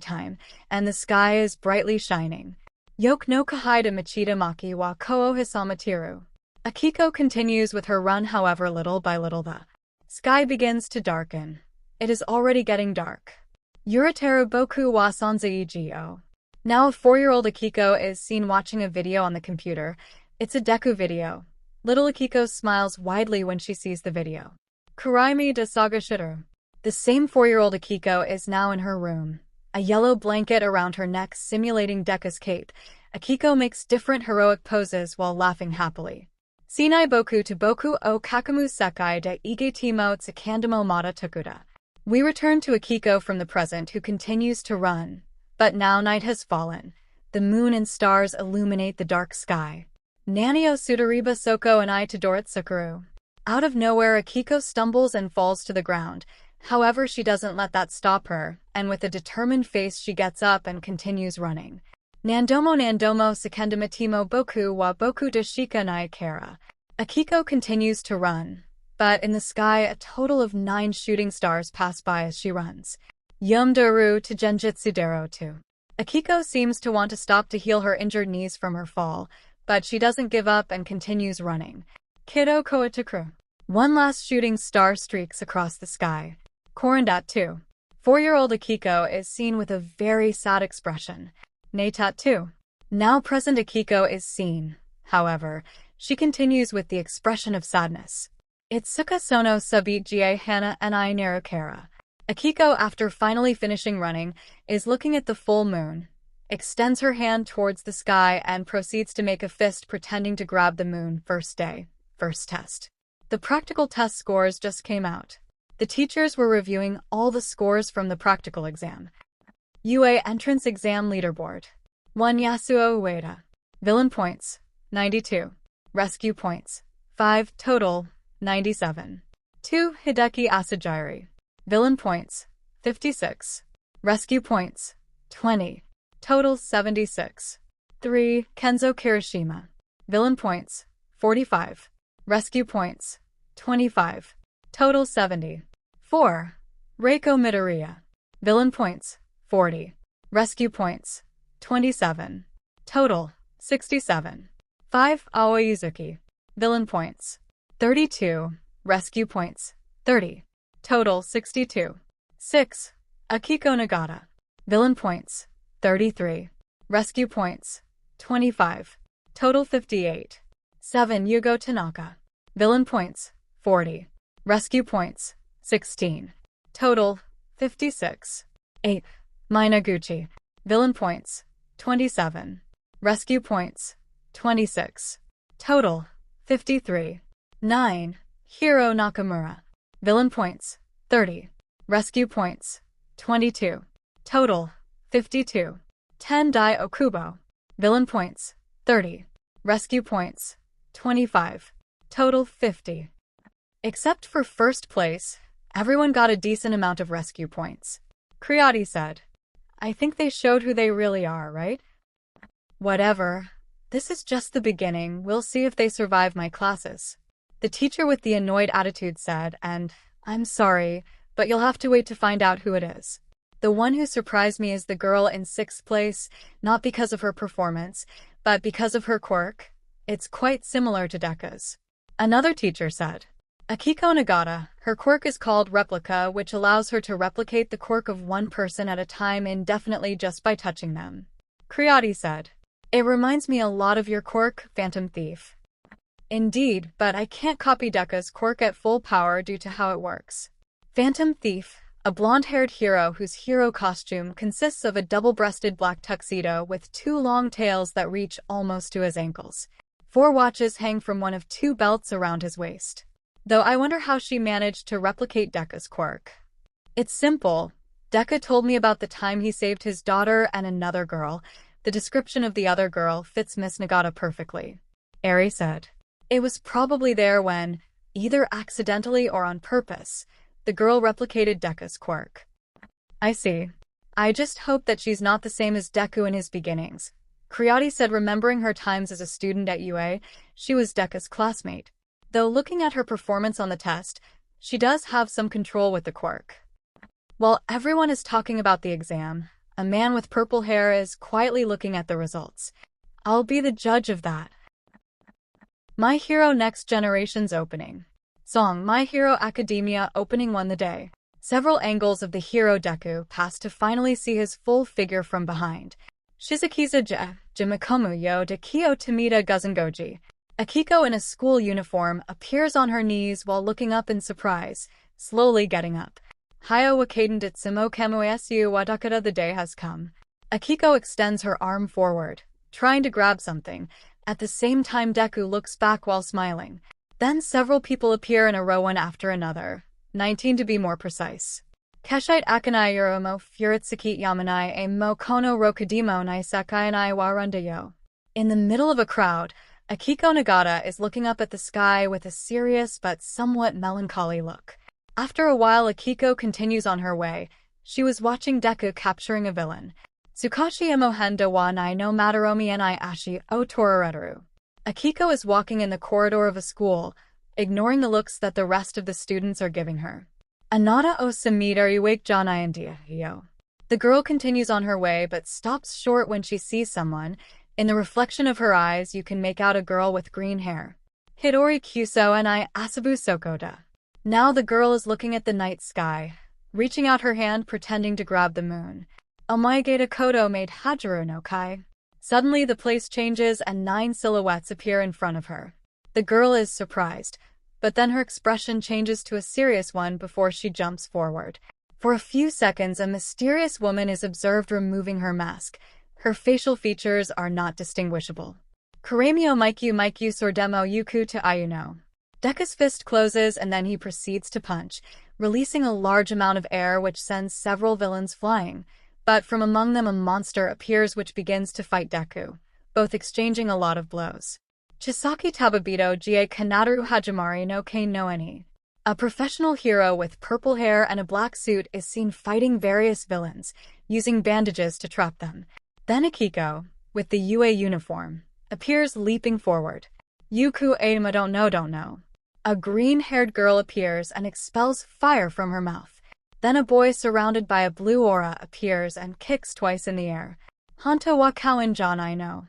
Then a boy with dark green hair gives directions and 3 shadow beings emerge from his back. Then a girl, with black hair tied in a ponytail, attacks with a metal rod that seems to have come out of nowhere.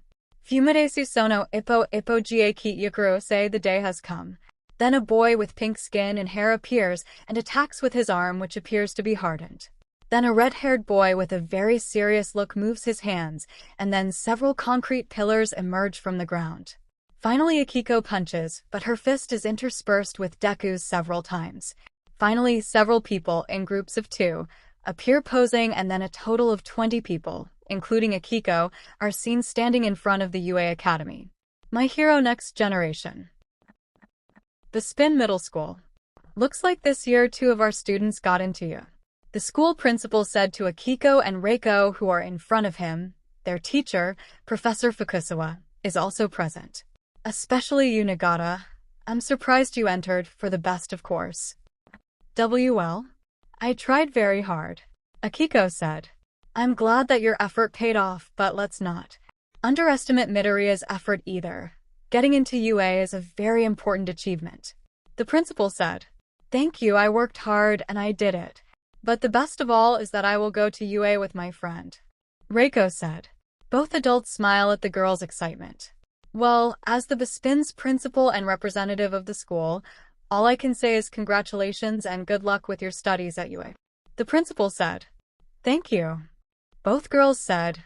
In that, Akiko approaches to whisper something to Reiko. Before we go, there's something I want to tell you in private. After the principal dismissed them, both are behind a classroom, a place where they can talk alone. What? Why you have a quirk? Reiko said.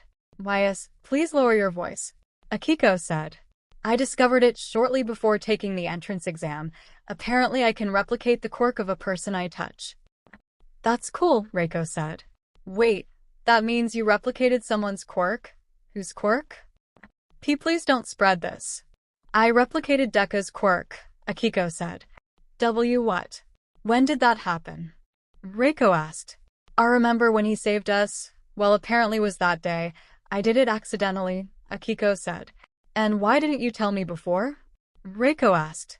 I couldn't find the time to tell you, Akiko said. And I understand if you're mad at me, but I guess it's better to tell you now before you find out at UA. Suddenly Akiko feels how Reiko hugs her. Of course I'm not upset, you told me and that's what matters. Reiko lets Akiko go. Hey, and could you replicate my quirk? WL. Yes, but I can only replicate one quirk at a time, and I would lose Deku's and I think I'll stick with that quirk for now. Akiko said. I see. I guess you're right. Reiko said. I can't believe it, my friend has my dad's quirk. After this conversation, both friends go home, looking forward to their first day at UA. UA High School. Akiko finds herself wandering the halls of UA, looking for her class. I was assigned to class 1A. I forgot to ask Reiko-chan what class she got. After a while searching, Reiko finally finds the big door of her classroom. Well, here goes nothing. New school, new class, new classmates, a new opportunity to start from scratch. Upon entering the classroom, all eyes fell on her. Most of her classmates were already in the classroom. Among them she recognized two people. The boy who destroyed 0 points, and the boy who tried to attack 0 points, with bad results. One of the two boys that she recognized, the blue-haired one, approached her with great speed and a smile on his face. Hey, it's you. Glad to meet again. The boy said while giving her a thumbs up and a smile. It looks like we'll be classmates. I'm 𝗧𝗪𝗪, but please call me Dai. The boy, now identified as Dai, said, with a positive attitude, perhaps too much. Hello, it's nice to meet you, Dai-kun. My name is Akiko. Didn't finish speaking because someone interrupted her. Akiko-chan, we are in the same class. It's Reiko who just arrived. This is going to be awesome. So Akiko, that's a good name. Nice to meet you, my friend. Dai said, just one day and you already made friends. I see, don't waste time, Akiko-chan. Reiko said to then turn at Dai. By the way, I'm Reiko Midoriya. Nice to meet you. Reiko offers Dai a handshake. Without hesitation, Dai returns the handshake, with his excessive enthusiasm. A pleasure, Reiko. I'm 𝗧𝗪𝗪, but call me Dai. WL? I already made a new friend, so that's good, I think. Akiko thought she was going to speak, but a voice interrupted her, calling everyone's attention. You are all here. It's time to start. Everyone turns to see the direction of the voice and is surprised to see a guy hanging from the ceiling upside down. You couldn't notice my presence until I spoke. There's a lot to work on. The guy comes down from the roof. The guy has indigo-colored hair that flares out in large tufts around his head and notably straight teeth. His eyes are purple with white pupils and are thin and somewhat triangular in shape, pointing downward, with no visible eyelashes. He wears a short-sleeved black shirt, gray shoulder pads, fishnet arm sleeves, and fingerless gloves. His pants are also black, with purple rings around the bottom, with a mini speaker on each end, and white boots with purple tips. In addition, he wears a device on his face, but now it's on his neck, and has a long cloth scarf around his neck. Everyone go to your seats. In the hero course you have to be ready all the time, the guy said. After everyone sat down, the guy continues. You took a long time to sit down. You must be faster, this time I'll ignore it, he said. My name is Hitoshi Shinso and I am your homeroom teacher. He is our classroom teacher. That means he is a hero. He looks familiar to me, but I don't remember who he is. Akiko thought. Shinso takes the clipboard from his desk. Very well, let's start this then according to our itinerary. First you must go to the front and introduce yourself to the rest of your classmates. Yes, I don't think we will do that. There will be time for you to get to know each other. Everyone was surprised at this. Next, introduction ceremony with the director's speech. We're gonna skip that. It's a waste of time. Shinso said. Very well, with that we finish the introduction. It is time to move on to the good stuff. We weren't introduced to anything. That was the collective thought. Under your seats you will find your gym uniforms. Put them on and meet me in the training field in the back, Qinsō said before leaving the classroom, leaving his students confused. Female changing room. It is our first day and we are about to have our first test. Akiko said. Our teacher is weird, but I don't think it's a test. Maybe he'll put us into training directly. Reiko said. As positive and impatient as ever, Rigon. A girl said as she approached both of them. Said girl is tall with a mature physis. She has long black hair with streaks of white and red tied into a spiky ponytail with a large strand hanging on the right side of her face. Reiko stares at her for a few seconds before launching into a hug.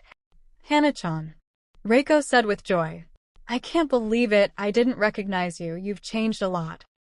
And you haven't changed at all. The girl, now identified as Hana, said. Reiko releases the hug. By the way, Hana-chan, this is Akiko-chan, my friend and classmate from middle school. Reiko introduced Akiko. Akiko-chan, this is Hana-chan, my childhood friend. And nice to meet you. Akiko said with a bow. Likewise. Hana said. If it's not a bother, how do you know each other? Reiko-chan said that you are childhood friends. Akiko asked.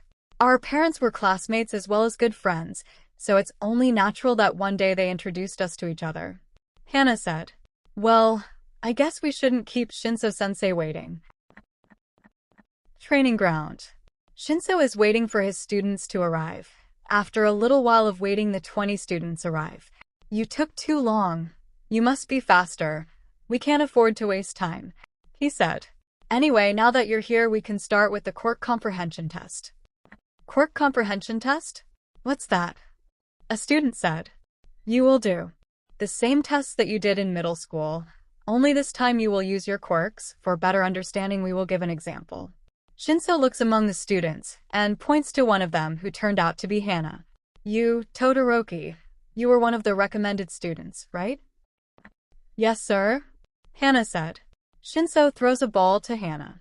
So you will set the example. Step inside the circle and throw this ball as far as you can using your quirk. Just don't step out of the circle. Show us why you were recommended. Understood, sir. At that moment, Hana's right arm begins to create a hand cannon. Hana Todoroki.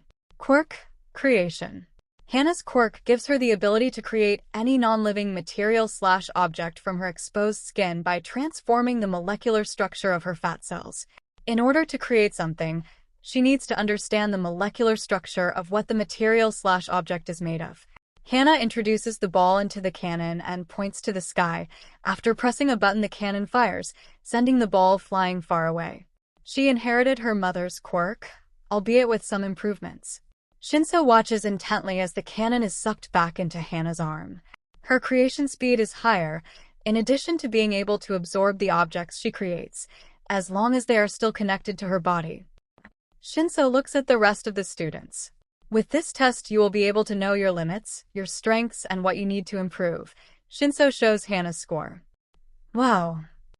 803.6 meters. That's cool. Now, you probably are excited to be able to use your quirks, and some of you are even thinking that this will be fun and stuff. In that case, there is something you should know, Qinsō said. I don't care where you place at the scoreboard, if you don't meet my expectations or if I catch you slacking off in the test. I'm going to expel you. What? That's unfair. Unfair, Qinsō said. What is unfair is to give your best and still be defeated by someone who made the least effort just because he had an advantage in a test or confrontation, that despite your best effort you are defeated by someone who did not try even half as hard as you. That is unfair. And what about the positions? Shouldn't it matter who is higher? One student asked. Don't be mistaken, the place you are in is important, but not to know if you are worthy of being in the hero class. Your position at this moment is an indication of how much you need to improve. If you are the first place, you have an advantage, but you should not underestimate the rest of your classmates. If you are the last place, it means that you should work harder, Qinsō said. For example, I bet you didn't know this, but Deku, the current #1 hero and symbol of peace, was last place in this test. This surprised everyone, Deku being the last place? Even Reiko was surprised by this. Her dad never told her that. As you can see, being the last place doesn't mean you won't get anywhere. The important thing is how hard you work to get where you want to be. Shinso said. That's what our motto stands for, so give your plus ultra. After these words, everyone prepared for this test. First test, 50 meters run. The first two to do this test are Reiko and a boy with short brown hair and green eyes. The boy carries a container on his back which is full of sand. Alright, start. The container on the boy's back opens, and the sand begins to gather, creating a cloud of sand. The boy climbs on the cloud and begins to fly thanks to it. Hideki Asajiri. Quirk, sand manipulation. Hideki's quirk allows him to control the sand at will. However, he cannot generate the sand. He has to control the sand that already exists. Reiko wastes no time and quickly turns around, and a large amount of blue fire shoots out of her mouth, propelling her at great speed. Reiko Midoriya. Quirk, fire breath. Reiko's quirk allows her to expel fire from her mouth, as well as giving her complete immunity to fire and high temperatures. Thanks to her father's One for All, the quirk has been enhanced and Reiko is able to expel blue fire. Hideki scores a total of 4.07 seconds. Reiko scores a total of 4.57 seconds. Shinso just watches and writes down the results. Alright, the next two. Introduction ceremony. While Class 1A is on their own business, the rest of the first-year classes are at the introduction ceremony. While the principal is speaking, behind him are the teachers. While they are there, one of them notices the absence of Class 1A. Hey, he whispers to the teacher next to him, who is Eri. There's a missing class, right? Eri looks at the students and notices the absence. She just smiles. Yes, it's Shinso's class, Eri said. It's the first time you're at an introduction ceremony, right? Yes, I'm usually in charge of the upper classes, the professor said. Well, you should get used to it. Shinso is someone who doesn't like to waste time, and he takes advantage of the teaching freedom to skip this ceremony and go directly to the Quirk comprehension test with his class, Eri said. It's only the first day. Shouldn't he take it more lightly with his students? He asked. Shinso is quite a strict teacher, Eri said. You see, unlike us, he failed the hero course entrance exam and was placed in the general studies class. That's because his quirk didn't work well in the practical part of the exam. It wasn't until his participation in the sports festival that he caught the attention of one of the UA teachers at the time, Eraserhead. Eraserhead? Your father? The professor asked. Yes. Dad decided to give him a chance and helped him by training him. After much effort, sweat, and blood, Shinso managed to pass the test, and for his second year he joined the hero course, Eri said. That is why he is very strict. He highly values hard work and punishes those who doesn't give their all with expulsion. That explains the reduced number of students who reach the second year, the professor said. It is quite similar to Eraserhead. He went through a long road before reaching the hero's course, and he wants everyone to keep that in mind, that the hero's path is not nice. Those who doesn't understand it are not worthy of being heroes, Eri said. That, and I think that Dad influenced him a lot. I think I inherited a bit of his personality, with not wasting time and all that. Back with Class 1A, it's Akiko's turn in the 50 meters run. Next to her is the boy who destroyed 0 points in the entrance exam. Alright, start. Akiko quickly activates the full cowl and starts running, while the boy stays still, and concrete is generated under his feet which begins to move in the direction of the goal. It looks like he's surfing on the ground. Yasuo Ueda. Quirk, concrete. Yasuo's quirk allows him to create and control concrete. Yasuo scores a total of 3.50 seconds. Akiko scores a total of 4.30 seconds. Grip strength test. Alright, I have to give my all, Dai said, more like screamed, as he surrounded himself with a green aura, more intense than the one he used in the entrance exam. Dai scored a total of 250 kilograms. Using the full cowl at full power that she could use at the moment, that being 10%, Akiko manages to score a total of 220 kilograms. Long jump. It is the turn of a boy with short light blue hair and yellow eyes. The boy takes a taser out of his pocket and turns it on, but the electricity produced by this device is absorbed by the boy. It's my turn, he said. 𝗧𝗵𝗲. Quirk, energy absorption. Shota's quirk allows him to absorb any type of energy, store it within his body, and later use it in different ways, either attacking with energy blasts or levitating in the air with the same energy. However, Shota can't generate his own energy. He must absorb it. Shota uses his energy to levitate and propel himself, making it past the entire sand pit. Thanks to One for all and full cowl, Akiko also manages to pass the entire sand pit. Ball throw. A girl with a slim build and dark blue hair with several streaks of bright yellow which reach her shoulders, pale skin and eyes that are the same color as her locks of hair, bright yellow, is standing inside a circle. "It's my turn," she said with a low voice. Out of nowhere, a bat made of solid light appeared in the girl's hands. With this bat, she hits the ball, sending it flying. Yuna Tomura. Quirk, hard light. Yuna's quirk allows her to create and use different tools made of light. However, she cannot create light out of nothing. There must be a source of light from which she can create the tools. The tools cannot be too complex in terms of operation. The sun provides me with an unlimited source of light. Yuna thought. I still don't like going out. Shinso shows Yuna's score. 180 meters. Next one. Shinso said. Nagata. Akiko enters the circle and takes the ball. With a sigh, she activates One for all and full cowl. Without thinking twice, she uses all her current power to throw the ball as far as possible. 356.2 meters. Interesting. She has a good level of control. At least she won't have as complicated as Deku, Shinso thought. Next one. The rest of the tests passed, and everyone was ready to check their scores. Alright, it's time to show the scores, but before that, Shinso said, "Congratulations, everyone managed to impress me, so no one will be kicked out, at least for now." This made everyone sigh in relief. Now, look at your scores and remember, if you're in last place, that means you'll have to try harder.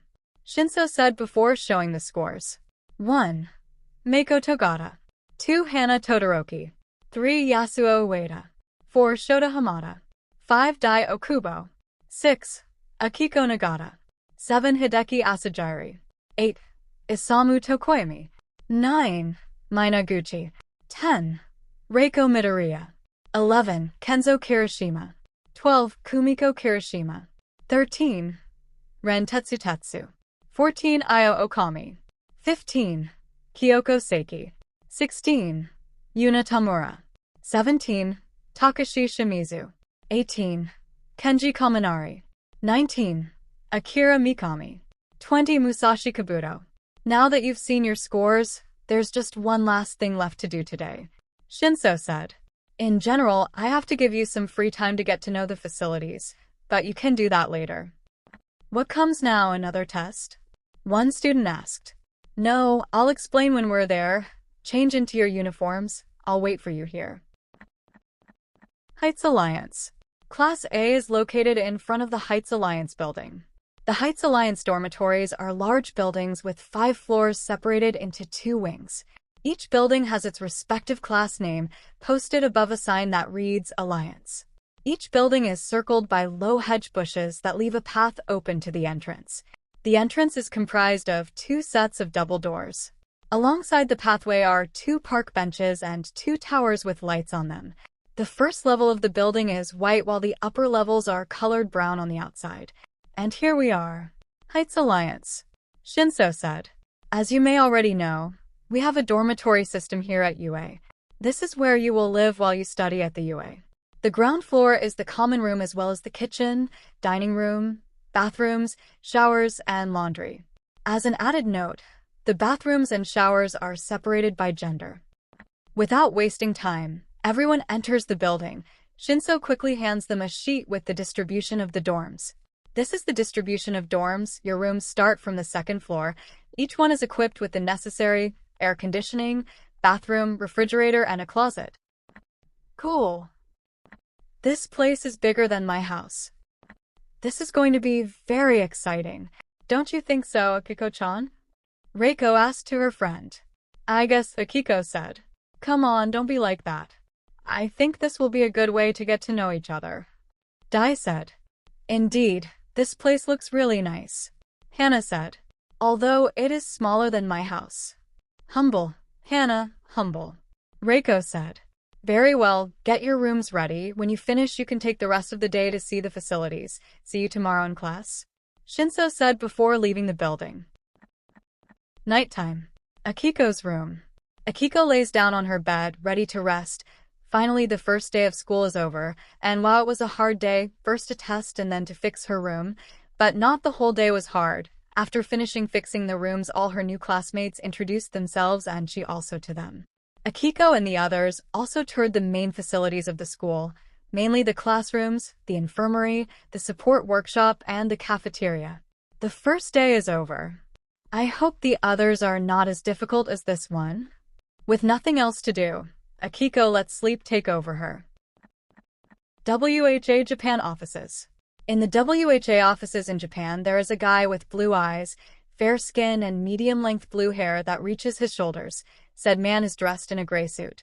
Said man has finished his working day when a message arrives on his phone. Seeing the message, the man quickly puts his things in his briefcase, which is a slightly larger than normal briefcase. I see you're in a hurry, Ikeda-san, one of his co-workers said. Yes, there are some things I have to do before I go home. The man, now identified as Ikeda, said. Well, have a nice day then. Ikeda nods and leaves the building and gets in his car. After driving for a while, Ikeda arrives at a mansion a bit far from the city. Parking his car, Ikeda enters the mansion to quickly change his clothes. Now he is wearing dark blue pants, white shoes, a white shirt with a fancy orange waistcoat over it, and a black trench coat. Approaching the painting of a nude woman, Ikeda presses some hidden buttons inside the painting, and it reveals an elevator behind it. Ikeda enters, and as the elevator goes down, he opens his briefcase and presses some buttons which open a secret space. In his briefcase, Ikeda takes out a gray mask from this briefcase. The mask is simple. It does not have any type of print or special design except for the number 01 in red on the forehead. Ikeda puts on the mask, hiding his facial features. Ikeda gets out of the elevator and walks through a dark corridor until he enters a room. Inside said room, there is a chair facing several screens on a large table. On said table there is also a keyboard and mouse. It seems that there is someone sitting on the chair. Ikeda kneels before the chair. Number 01. Do you have something to report? A female voice said. Yes. Ikeda said. I received the report from number 62. The target has entered UA.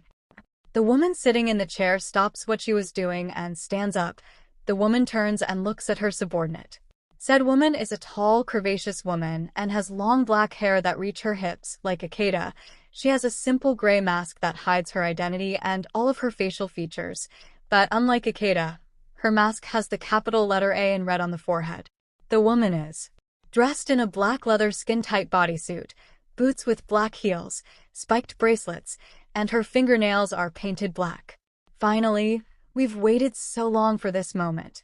We can finally start, the woman said. My Hero Next Generation's ending. Song My Hero Academia ending 1 Heroes. Shinai boku to boku o kakamu sekai de igetimo tsukadimo mata tokuda. A sheet of paper is found on a desk. Said sheet is Akiko's career survey document. It is noted that the words that were written before are now erased. Now there is only one word on that sheet, hero. Whoa! Several shots of Deku are seen which belong to videos that Akiko usually watches on her computer. Nando chikadzuetamo 𝗧𝗵𝗲 𝗵𝗃. Akiko is now seen in her Bespin school uniform running across a beach. It is daytime, and the sky is brightly shining. Yoke no kahide machida maki wa koo hisamatiru. Akiko continues with her run, however, little by little the sky begins to darken. It is already getting dark. Yurateru boku wa sanzai 𝐔𝐬𝐽. Now a 4-year-old Akiko is seen watching a video on the computer. It's a Deku video. Little Akiko smiles widely when she sees the video. Kuraimi de saga shitter. The same 4-year-old Akiko is now in her room. A yellow blanket around her neck simulating Deku's cape.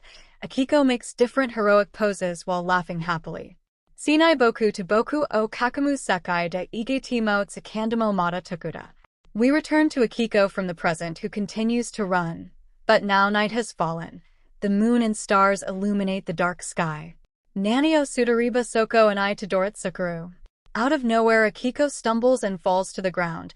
However, she doesn't let that stop her, and with a determined face she gets up and continues running.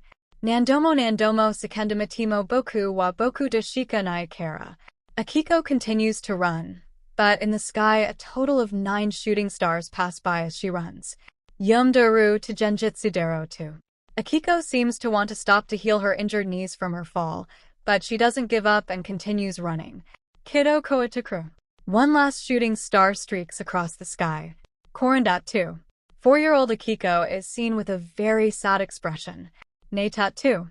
Now present Akiko is seen. However, she continues with the expression of sadness. 𝐒𝐴𝐴 sono 𝗧𝗵𝗲 𝗧𝗏 nai narukara. Akiko, after finally finishing running, is looking at the full moon, extends her hand towards the sky and proceeds to make a fist pretending to grab the moon.